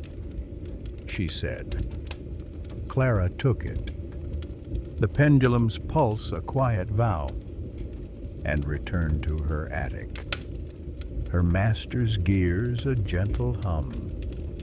In her room, Clara opened her journal. The chime beside the hourglass and dial, the cog, key, pendulum, and locket glowing faintly. The page is a record of her past. She sketched the docks, the chime's melody, and wrote of Lila, Agnes's vow, and the keeper's bond, her pen a steady rhythm. The city outside rang with Big Ben's chimes, its gas lamps bright, the Thames a silver thread, London's time secure, the ripples a faded dream. Clara felt the pendulum's beat, a keeper's duty shared, and wondered if other keepers walked, their relics singing, their hours hers to join. The chime's bond was a promise, a melody to carry with Elias, Leela, and beyond, a rhythm for London's heart. She dimmed her lamp, the chimes hum a beacon, the locket a quiet vow. The city a lullaby of bells and rivers song. Clara whispered to the night, "We've sung you," and closed her eyes. The pendulum's rhythm a dream to carry her through the calm of sleep, a tale of time and harmony to rest in the heart. Clara Henshaw's attic room was a haven of soft light. The brass chime, its crescent moons etched in delicate lines resting beside the hourglass. Dial, con, silver key, tiny pendulum, and Edith Poole's crescent locket on her desk. The journals from St. Margaret's, Greenwich, and Edith's crescent-marked notebook traced the order of the hour's vow, while the crystal pendulum's pulse cor temporis beat steadily in her chest. A keeper's bond to London's time. It was the summer of 1863, and Big Ben's chimes tolled clear from the Palace of Westminster, their rhythm a heartbeat over London's steam and fog. Gas lamps glowed along Ludgate Hill, clocks ran in harmony, and the Thames flowed steady. Yet Clara, a clockmaker's apprentice, felt a new hum, not from the chime or relics, but from the city's northern edge, a whisper of the order's enduring secrets. One warm evening, as Clara adjusted a chronometer in her master's Clerkenwell shop, a railway porter delivered a small leather case, its clasp rusted, found in a St. Pancras station storeroom, marked for the keeper of the hours. Inside was a brass astrolabe, its disc etched with crescent moons, its alidade fixed, humming faintly like the chime, its stars a map of time, a folded note, its ink crisp, red. The astrolabe charts the stars, guiding the keepers to the city's pulse. Clara's heart stirred, the pendulum's pulse quickening, the chime and locket warming in her hands. Her master, Mr. Godwin, glanced up, his spectacles glinting. More relics. Clara, he grumbled. Leave them to scholars. But Clara's gray eyes fixed on the astrolabe. its hum a call she recognized, a new relic of the order of the hour. Its purpose, a starlit mystery. She sent word to Elias and Lila, keepers bound by the chimes song, and sought Miss Edith Poole at the British Museum, the astrolabe in her shawl, the cog, key, tiny pendulum, and locket in her pack, their hums blending with the city's bells. Edith's reading room was a quiet refuge, her desk strewn with maps, her eyes sharp as she studied the astrolabe's crescents. "The Order's Guide," she said, her voice soft. A ledger open to a crescent-carved astrolabe. The pendulum was the heart, the dial the crown, the hourglass the balance, the chime the bond. This astrolabe charts their stars, aligning the keeper's time. It came from St. Pancras, Clara, where the station's new clocks marked the city's pulse. Her crescent pendant shone, her voice cautious. The astrolabe's hum means time's drifting. Seek the station's vaults, but go with Elias and Lila. Stars hide shadows. Clara met Elias and Lila at dawn by St. Pancras Station, its red brick arches grand, the air sharp with coal and steam, the platforms alive with porters and passengers. Elias, his frock coat neat, held his crescent-carved watch, its tick syncing with the astrolabe's hum, while Lila, her worker's shawl loose, clutched her crescent ring, its glow faint but steady. "The station's off," Elias said, his voice low, nodding to a platform clock running slow. "Train's late. Workers' watches out. This relic stirring something." Clara showed them the astrolabe, its brass warm, its crescents catching the light. The pendulum's pulse stirred in her chest, and Lila's ring glowed, urging them to the station's undercroft, where the order's traces hid. They slipped past a ticket clerk, his eyes distracted, and found a service stair to the undercroft, its air damp with brick and earth, the astrolabe's hum guiding them through a maze of crates and rails. Clara's lamp cast soft shadows, the walls etched with crescents, their lines precise, a mark of the order's craft.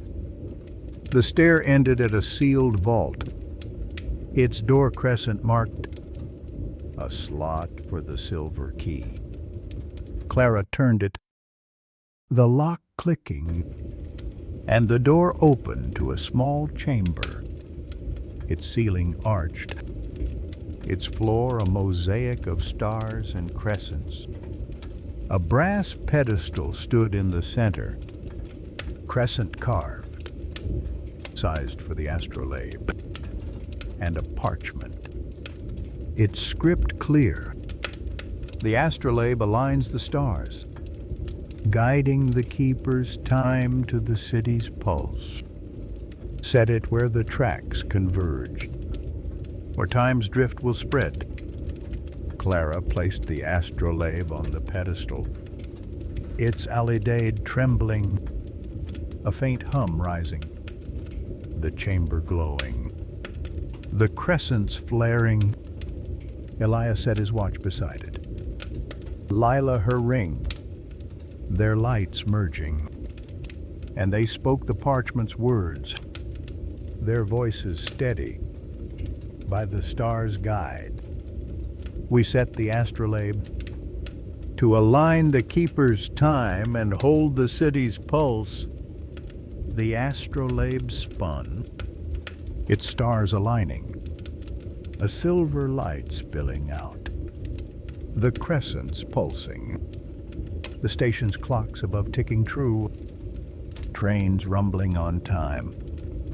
A shadow stirred, and Clara's lamp flickered. Agnes Vane appeared, her gown radiant, her eyes warm with time's weight. "You've called the guide," she said, her voice a star's whisper. The astrolabe aligns the keepers, their relics one with the city's pulse.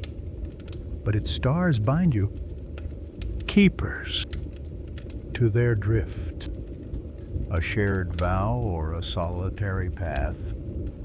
Clara's hand rested on the astrolabe, the locket warm, Elias's watch and Lila's ring steady. "What drift?" she asked, her voice calm. Agnes's gaze softened, her form shimmering. Time's wanderings moments stretched, hours misaligned. The astrolabe holds them, but keepers feel their pull, a path shared or walked alone. Clara felt a tremor, the astrolabe's hum wavering, a platform clock skipping, a train's whistle late. She thought of Edith's locket, her master's doubts, and the city's rhythm clocks faltering. Trains delayed. Elias and Lila nodded, their relics glowing.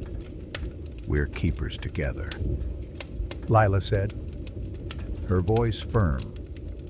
Clara pressed the locket's moon into the astrolabe's frame, its stars steady, the light softening, the drift fading, the station's pulse firm. A new figure appeared, a boy in a newsboy's cap, holding a crescent-carved compass. "I'm Tom, a keeper," he said, his voice bright. "The astrolabe called me like you." Clara felt the pendulum's pulse ease, the astrolabe's hum light, a vow shared. Agnes smiled, her form fading. "The guide is set," she said. "Guard it. Keepers. And London's pulse will hold. The chamber stilled. The astrolabe's glow soft. Big Ben's chime echoing. The city's rhythm secure. Its drift gone. Clara. Elias. Lila. And Tom parted. He to the station's platform. They to their paths. Clara to Clerkenwell. Their vow a starlit bond. The astrolabe hers to guard. Their relics a shared guide. The city hummed, its clocks true.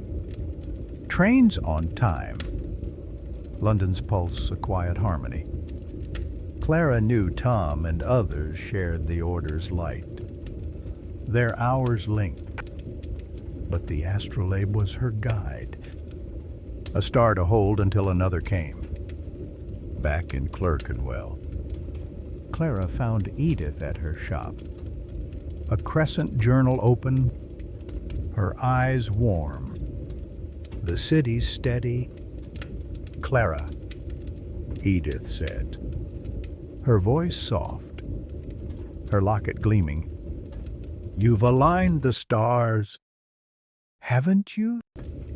Clara set the astrolabe down, its stars still, and nodded. A shared guide, Miss Poole, with Elias, Lila, and Tom, she said.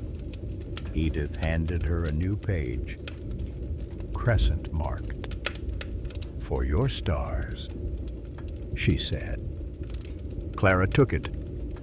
The pendulum's pulse a quiet vow, and returned to her attic, her master's gears a gentle hum. In her room, Clara opened her journal. The astrolabe beside the chime and hourglass. The cog, key, pendulum, and locket glowing faintly. The pages a record of her past. She sketched the undercroft, the astrolabe's stars, and wrote of Tom, Agnes's vow, and the keeper's guide. Her pen a steady rhythm. The city outside sang with Big Ben's chimes, its gas lamps bright, the Thames a silver thread. London's time secure, the drift a faded dream. Clara felt the pendulum's beat, a keeper's duty shared, and wondered if other keepers walked, their relics guiding, their hours hers to join. The astrolabe's stars were a promise, a light to carry with Elias, Lila, Tom, and beyond. A rhythm for London's heart. She dimmed her lamp. The astrolabe's hum, a beacon. The locket, a quiet vow. The city, a lullaby of bells and starlight's hope. Clara whispered to the night, "We've guided you," and closed her eyes. The pendulum's rhythm, a dream to carry her through the calm of sleep.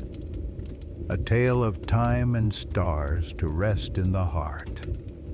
Clara Henshaw's attic room glowed with the soft light of her oil lamp. The brass astrolabe, its crescent moons charting the stars of time resting beside the chime. Hourglass. Dial. Cog. Silver key. Tiny pendulum.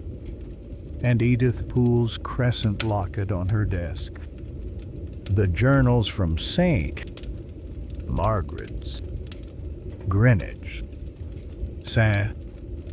Pancras, and Edith's crescent-marked notebook traced the order of the hour's vow, while the crystal pendulum's pulse core temperus beat gently in her chest, a keeper's bond to London's rhythm.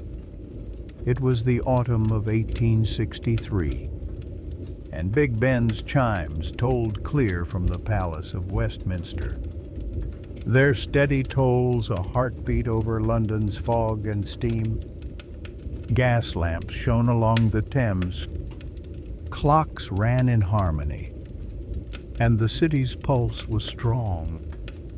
Yet Clara, a clockmaker's apprentice, felt a new hum, not from the astrolabe or relics, but from the river's banks, a whisper of the order's enduring secrets. One crisp morning, as Clara wound a pocket watch in her master's Clerkenwell shop, a Thames bargeman delivered a small wooden box, its lid carved with a crescent moon, found adrift near the Thames embankment's construction.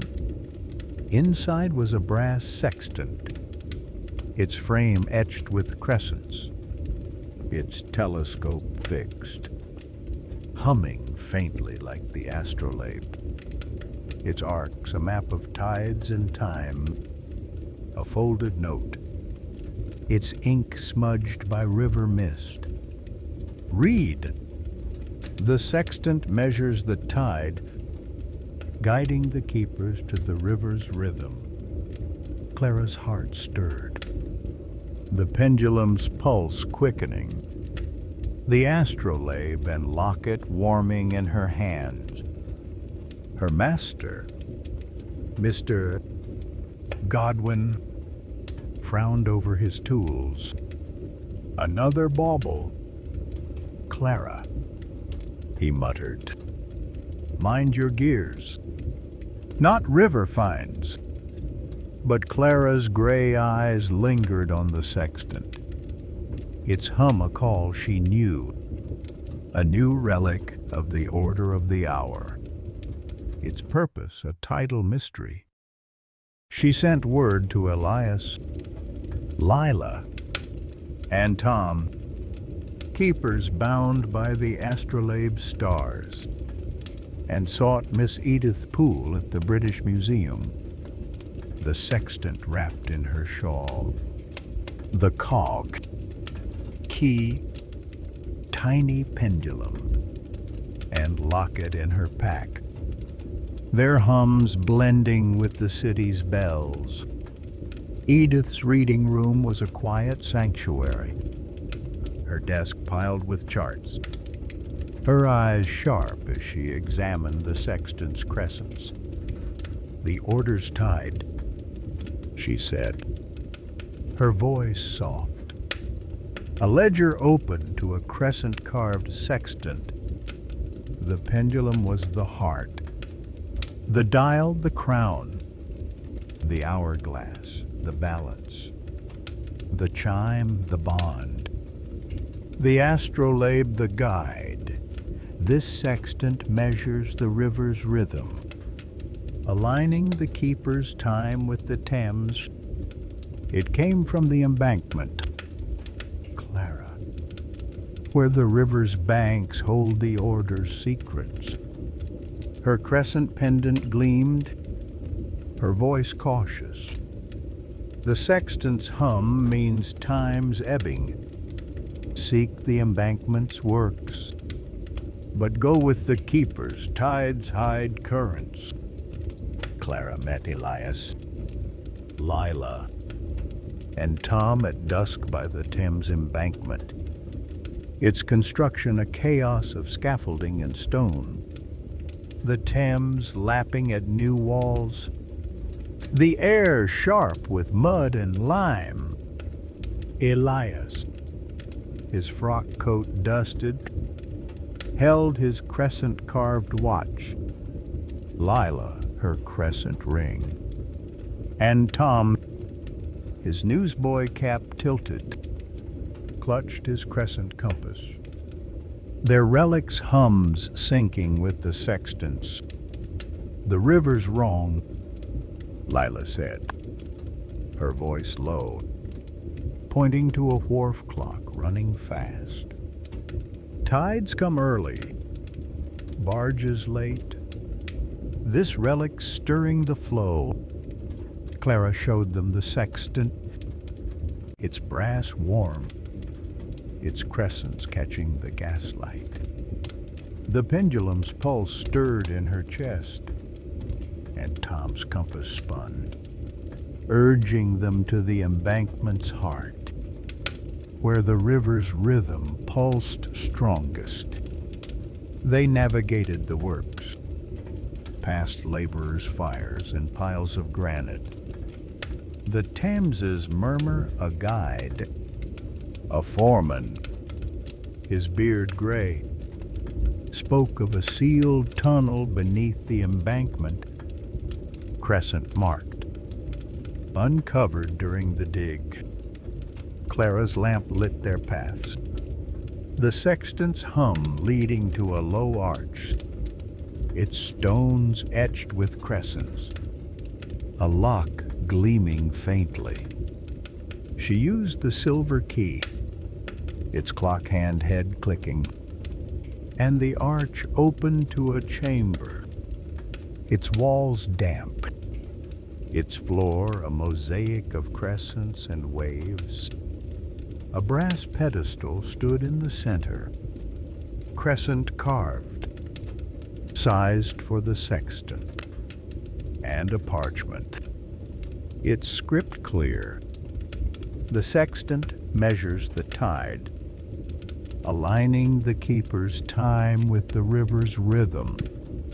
Set it where the waters turn, or time's ebb will spread. Clara placed the sextant on the pedestal, its telescope aligning, a faint hum rising, the chamber glowing, the crescents flaring. Elias set his watch, Lila her ring, and Tom his compass beside it. Their lights merging, and they spoke the parchment's words, their voices steady. By the tide's measure, we set the sextant to align the keeper's time and hold the river's rhythm. The sextant spun, its arcs glowing, a silver light spilling out, the crescents pulsing, the Thames outside calming, its tides true, wharf clocks ticking in sync. A shadow stirred, and Clara's lamp flickered. Agnes Vane appeared, her gown radiant, her eyes warm with time's weight. "You've called the tide," she said, her voice a river's flow. The sextant aligns the keepers, their relics one with the Thames's rhythm, but its tide binds you, keepers, to its ebb, a shared vow or a solitary path. Clara's hand rested on the sextant, the locket warm, the keeper's relic steady. "What ebb?" she asked, her voice calm. Agnes's gaze softened, her form shimmering.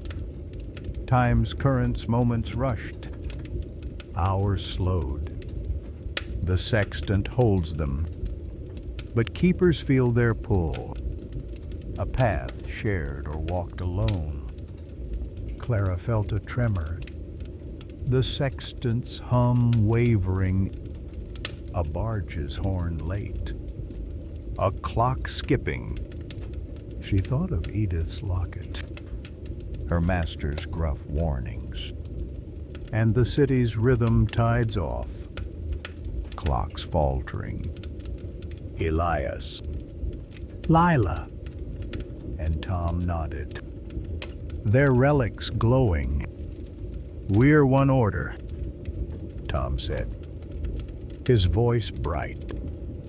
Clara pressed the locket's moon into the sextant's frame, its tide steady, the light softening, the ebb fading, the Thames's pulse firm. A new figure appeared, an old woman in a bargeman's cloak, holding a crescent-carved lantern. "I'm Martha, a keeper," she said, her voice gentle. "The sextant called me, as it will others." Clara felt the pendulum's pulse ease, the sextant's hum light, a vow shared. Agnes smiled, her form fading. "The tide is set," she said, "guarded, keepers, and London's rhythm will hold." The chamber stilled, the sextant's glow soft, Big Ben's chime echoing, the city's rhythm secure, its ebb gone.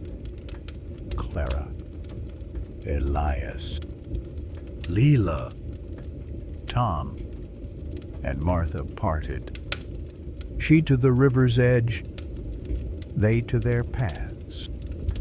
Clara to Clerkenwell, their vow a tidal bond, the sextant hers to guard, their relics a shared rhythm. The city hummed, its clocks true, tide steady, London's pulse a quiet harmony. Clara knew Martha and others shared the order's light. Their hours linked, but the sextant was her tide, a rhythm to hold until another came. Back in Clerkenwell, Clara found Edith at her shop, a crescent journal open. Her eyes warm, the river's calm. "Clara," Edith said, her voice soft, her locket gleaming. "You've measured the tide, haven't you?" Clara set the sextant down, its arc still, and nodded. A shared tide. Miss Poole with Elias, Lila, Tom, and Martha, she said. Edith handed her a new page, crescent marked. "For your tides," she said. Clara took it. The pendulum's pulse a quiet vow, and returned to her attic. Her master's gears a gentle hum. In her room, Clara opened her journal. The sextant beside the astrolabe and chime. The cog, key, pendulum, hourglass, dial, and locket glowing faintly. The pages a record of her past.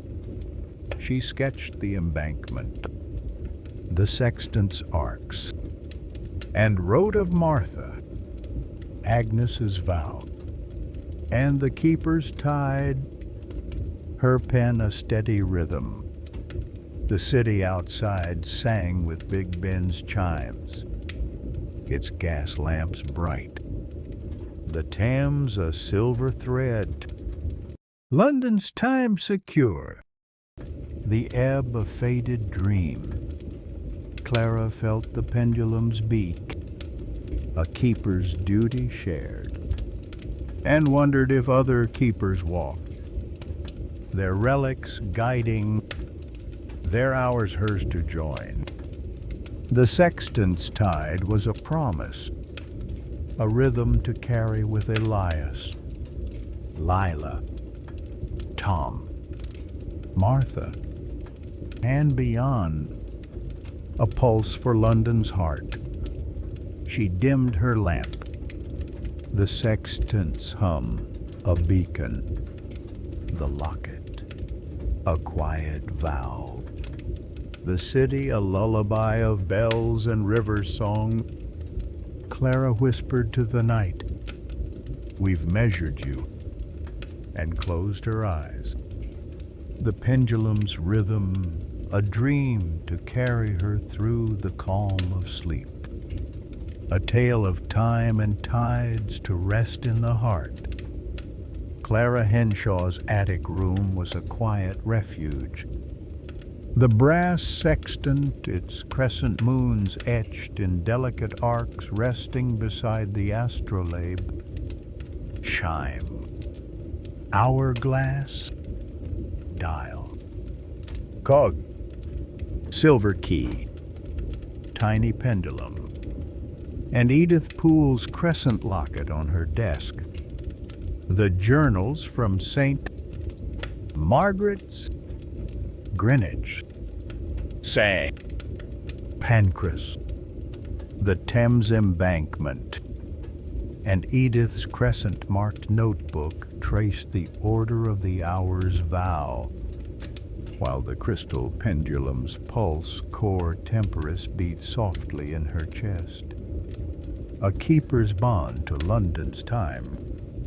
It was the spring of 1864, and Big Ben's chimes tolled steadily from the Palace of Westminster, their rhythm a heartbeat over London's fog and steam. Gas lamps glowed along Whitehall, clocks ran in unison, and the Thames flowed clear.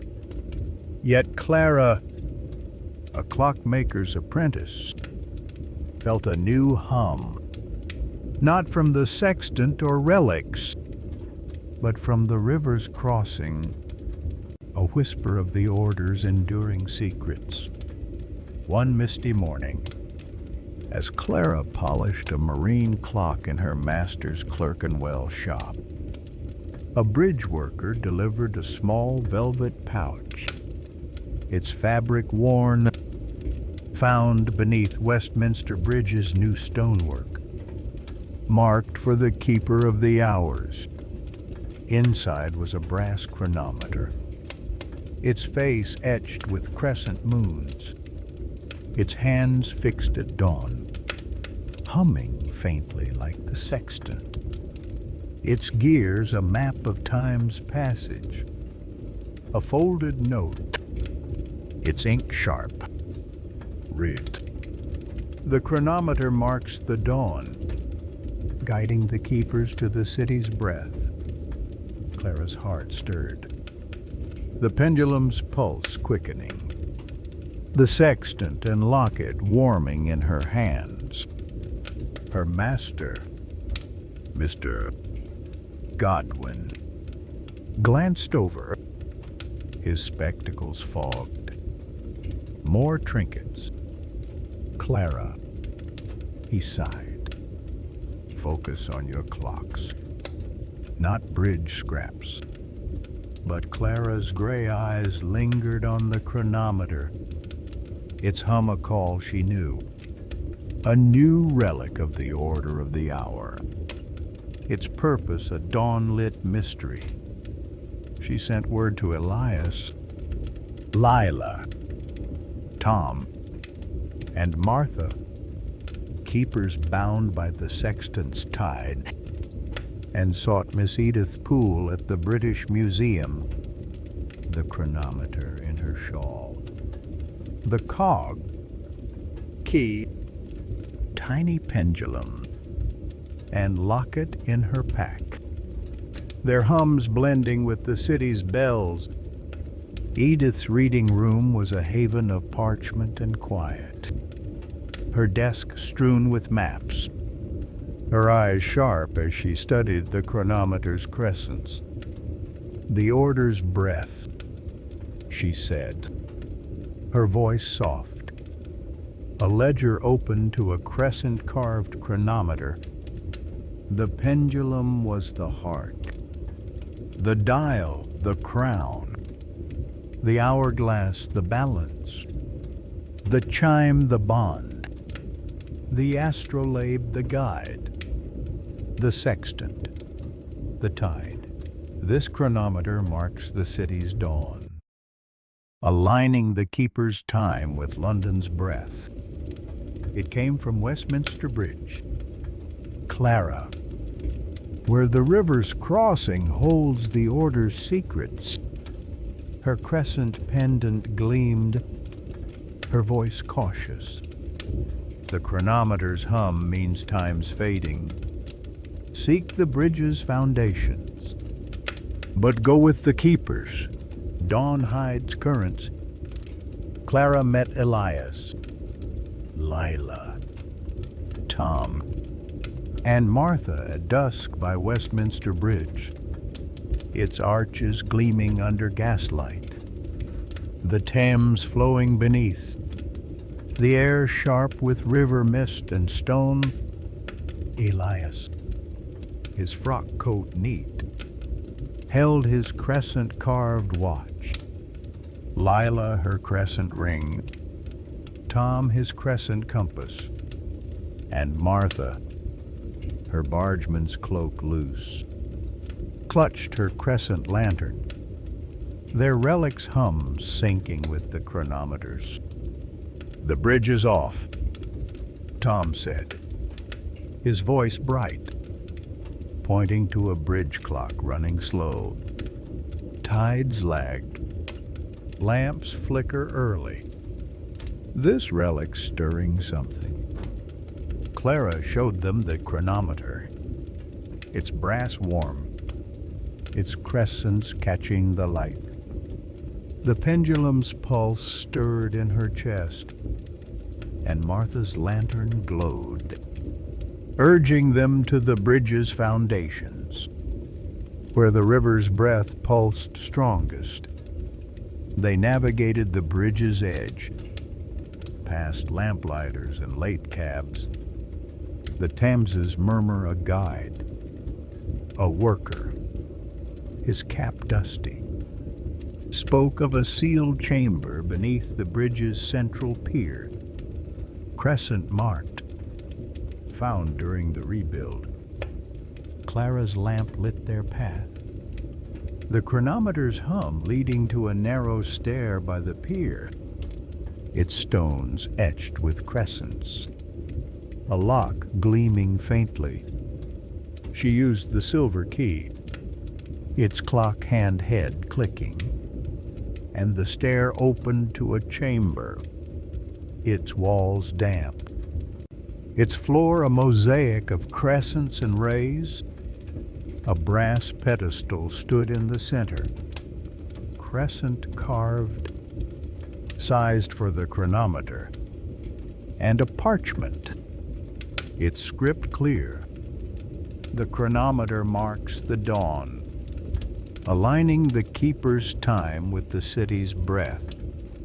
Set it where the river wakes, or time's fade will spread. Clara placed the chronometer on the pedestal, its hands aligning to dawn, a faint hum rising, the chamber glowing, the crescents flaring. Elias set his watch, Lila her ring, Tom his compass, and Martha her lantern beside it, their lights merging. And they spoke the parchment's words, their voices steady by the dawn's mark. We set the chronometer to align the keeper's time and hold the city's breath. The chronometer ticked, its hands moving, a silver light spilling out, the crescents pulsing, the Thames outside steadying, its tides true, bridge clocks ticking in sync. A shadow stirred, and Clara's lamp flickered. Agnes Vane appeared, her gown radiant, her eyes warm with time's weight. "You've called the breath," she said, her voice a dawn's breeze.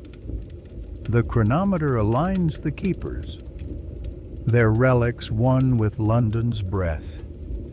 But its dawn binds you, keepers, to its fade. A shared vow or a solitary path. Clara's hand rested on the chronometer, the locket warm, the keeper's relics steady. "What fate?" she asked, her voice calm. Agnes's gaze softened, her form shimmering. Time's wane moments dimmed, hours softened. The chronometer holds them, but keepers feel their pull, a path shared or walked alone. Clara felt a tremor, the chronometer's hum wavering, a bridge lamp dimming, a clock skipping. She thought of Edith's locket, her master's gruff doubts, and the city's rhythm tides off. Clocks faltering. Elias, Lila, Tom, and Martha nodded, their relics glowing. "We're keepers together," Martha said, her voice gentle. Clara pressed the locket's moon into the chronometer's frame. Its dawn steady, the light softening, the fade fading, the Thames's pulse firm. A new figure appeared, a man in a railwayman's coat, holding a crescent-carved chain. "I'm Samuel, a keeper," he said, his voice calm. The chronometer called me, as it will others. Clara felt the pendulum's pulse ease. The chronometer's hum light, a vow shared. Agnes smiled, her form fading. The breath is set, she said. Guard it. Keepers. And London's rhythm will hold. The chamber stilled. The chronometer's glow soft, Big Ben's chime echoing. The city's rhythm secure, its fade gone. Clara, Elias, Lila, Tom, Martha, and Samuel parted. He to the bridges watched, they to their paths. Clara to Clerkenwell, their vow a dawn-lit bond. The chronometer hers to guard, their relics a shared rhythm. The city hummed, its clocks true, tide steady, London's pulse a quiet harmony. Clara knew Samuel and others shared the order's light. Their hours linked, but the chronometer was her dawn. A rhythm to hold until another came. Back in Clerkenwell, Clara found Edith at her shop, a crescent journal open, her eyes warm. The bridge is steady. Clara, Edith said, her voice soft, her locket gleaming. You've marked the dawn, haven't you? Clara set the chronometer down, its hand still, and nodded. A shared dawn.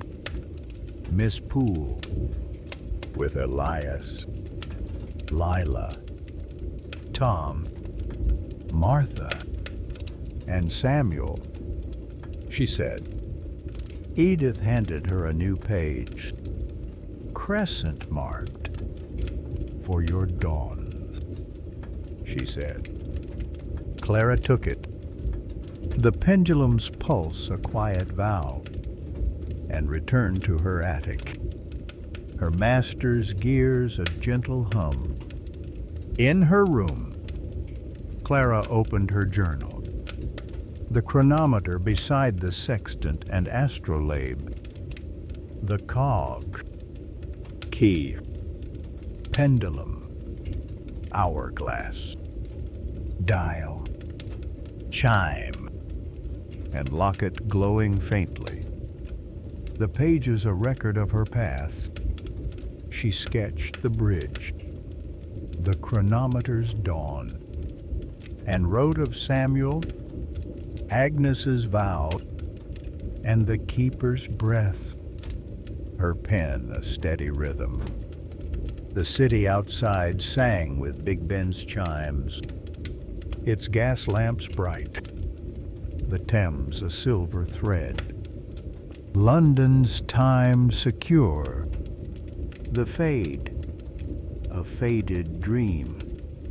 Clara felt the pendulum's beat, a keeper's duty shared, and wondered if other keepers walked, their relics guiding, their hours hers to join. The chronometer's dawn was a promise, a rhythm to carry with Elias, Lila, Tom, Martha, Samuel, and beyond, a pulse for London's heart. She dimmed her lamp, the chronometer's hum a beacon, the locket, a quiet vow, the city a lullaby of bells and river's song.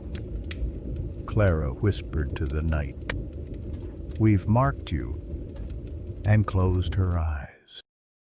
The pendulum's rhythm, a dream to carry her through the calm of sleep, a tale of time and dawn to rest in the heart. Clara Henshaw's attic room glowed softly under her oil lamp. The brass chronometer, its crescent moons etched in precise lines resting beside the sextant. Astrolabe, chime, hourglass, dial, cookie, silver key, tiny pendulum, and Edith Poole's crescent locket on her desk. The journals from St. Margaret's, Greenwich, St. Pancras, the Thames Embankment, Westminster Bridge, and Edith's crescent-marked notebook traced the order of the hour's vow, while the crystal pendulum's pulse core temporis beat gently in her chest. A keeper's bond to London's time. It was the autumn of 1864, and Big Ben's chimes tolled steadily from the Palace of Westminster. Their rhythm a heartbeat over London's fog and bustle. Gas lamps shone along the Strand. Clocks ran in harmony, and the Thames flowed clear. Yet Clara, a clockmaker's apprentice, felt a new hum, not from the chronometer or relics, but from the city's heart, a whisper of the order's timeless secrets. One cool evening, as Clara adjusted a wall clock in her master's Clerkenwell shop, a museum clerk delivered a small leather-bound book, its cover etched with crescent moons, found in the British Museum's archives. Marked for the keeper of the hours, the book, an almanac, its pages filled with star charts and timetables, hummed faintly like the chronometer, its crescents a map of ages past and future, a folded note, its ink bold. Read. The almanac binds the ages, guiding the keepers to the city's eternal pulse. Clara's heart stirred, the pendulum's pulse quickening, the chronometer and locket warming in her hands. Her master, Mr. Godwin, peered over, his spectacles glinting. More curios. Clara, he grumbled, stick to your springs. Not old books, but Clara's gray eyes lingered on the almanac, its hum a call she knew, a new relic of the order of the hour, its purpose an eternal mystery.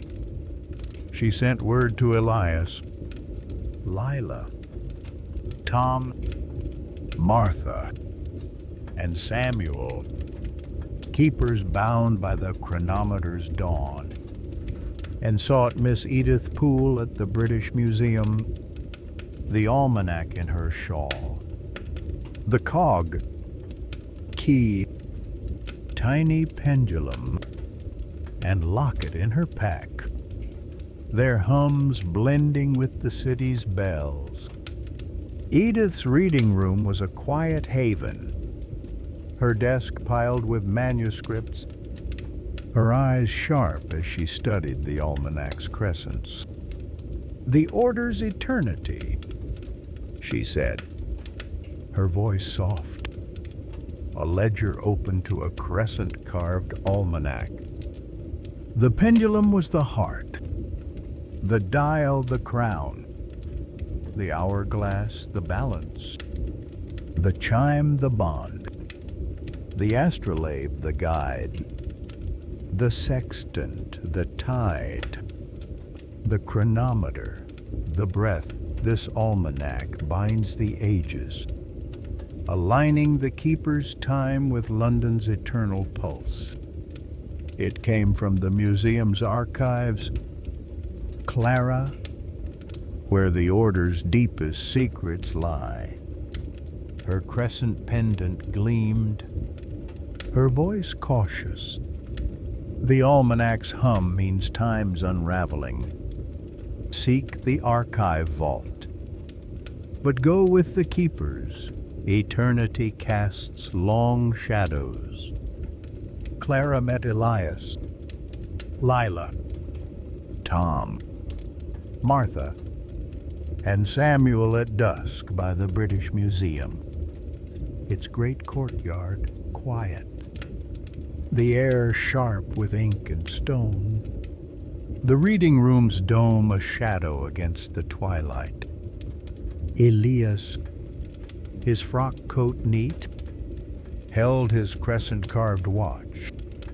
Lila, her crescent ring. Tom, his crescent compass. Martha, her crescent lantern. And Samuel, his railwayman's coat worn, clutched his crescent chain. Their relics hum syncing with the almanacs. The museum's off, Samuel said, his voice calm, nodding to a courtyard clock running erratically. Scholars' watches skip. Lamps flicker at odd hours. This relic's stirring something. Clara showed them the almanac, its leather warm, its crescents catching the gaslight.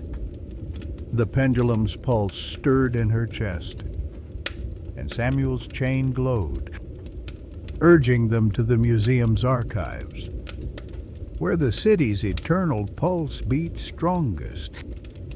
They slipped past a night porter, his eyes heavy, and followed Edith's directions to a hidden stair behind the reading room, its air thick with dust and parchment.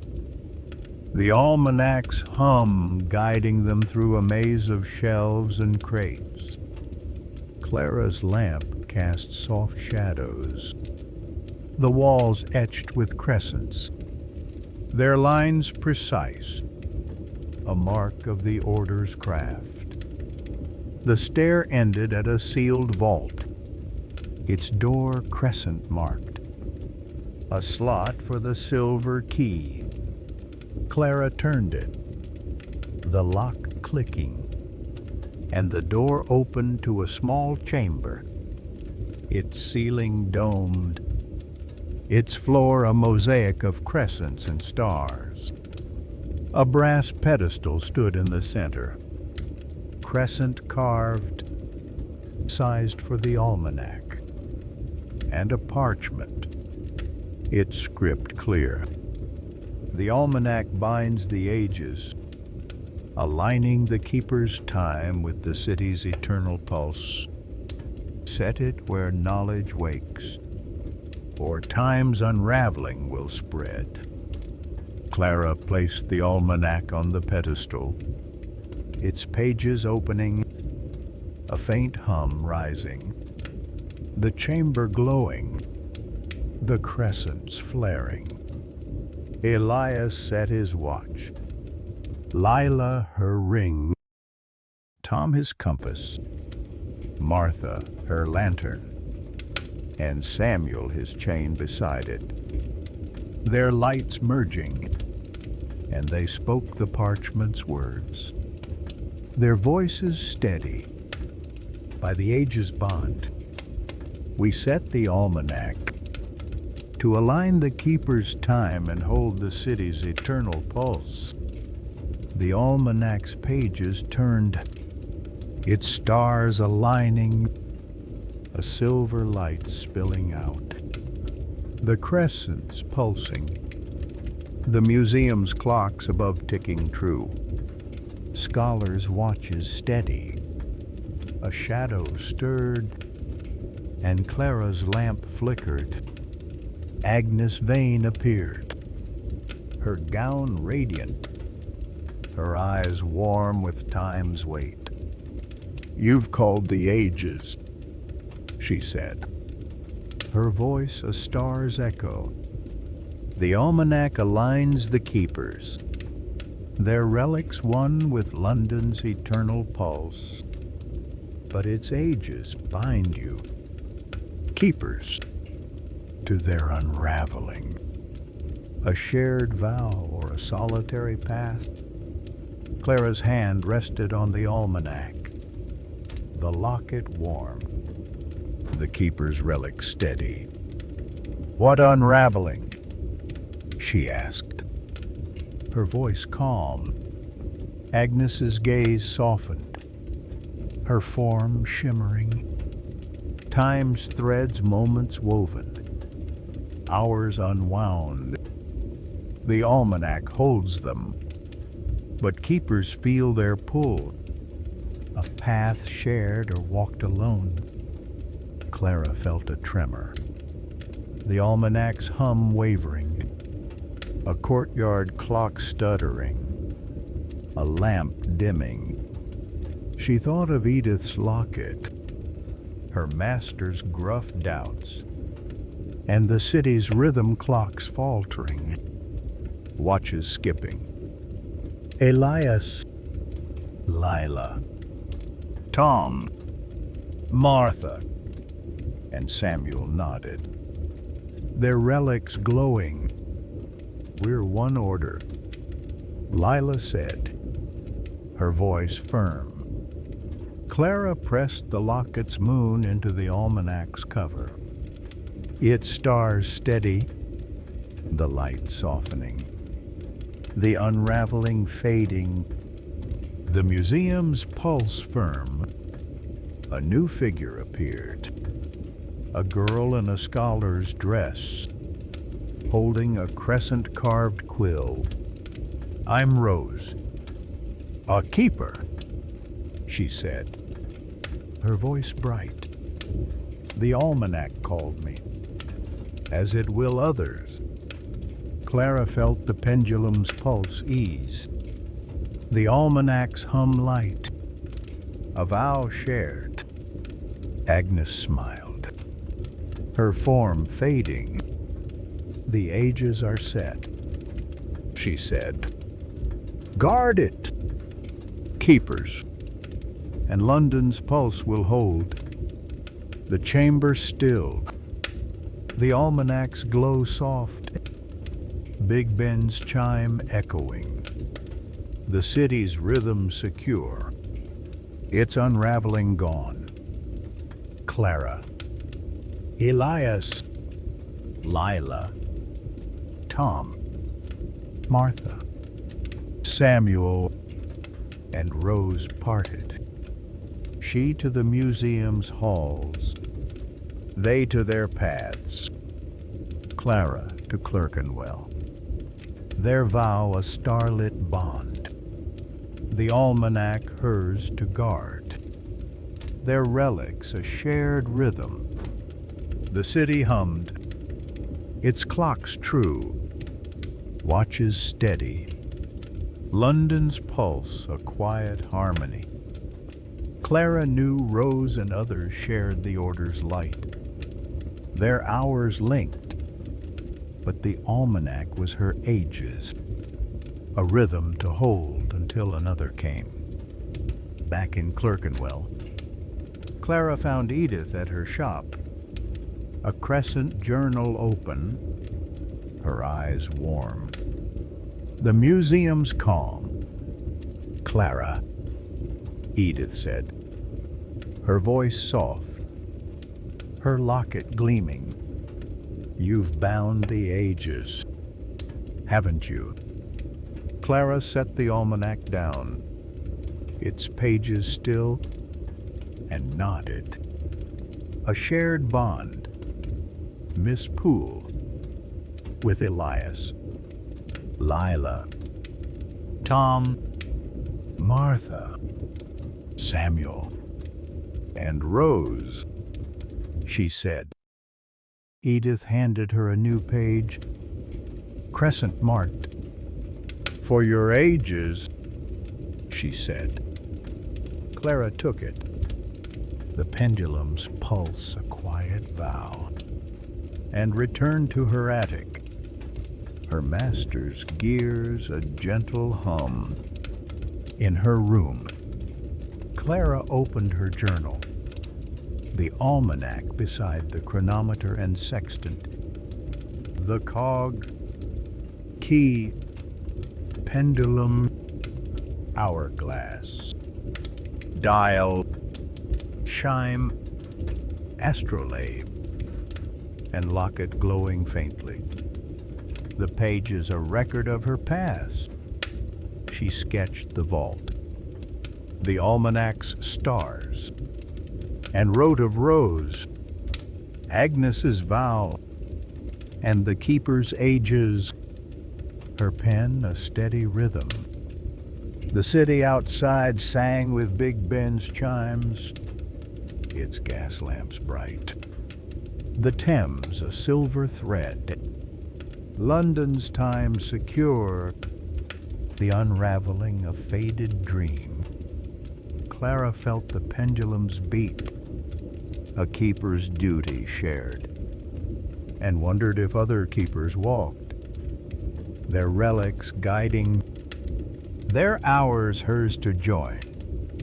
The almanac's ages were a promise, a rhythm to carry with Elias, Lila, Tom, Martha, Samuel, Rose, and beyond. A pulse for London's heart. She dimmed her lamp. The almanac's hum a beacon. The locket a quiet vow. The city a lullaby of bells and starlight's hope. Clara whispered to the night, "We've bound you," and closed her eyes. The pendulum's rhythm, a dream to carry her through the calm of sleep. A tale of time and ages to rest in the heart.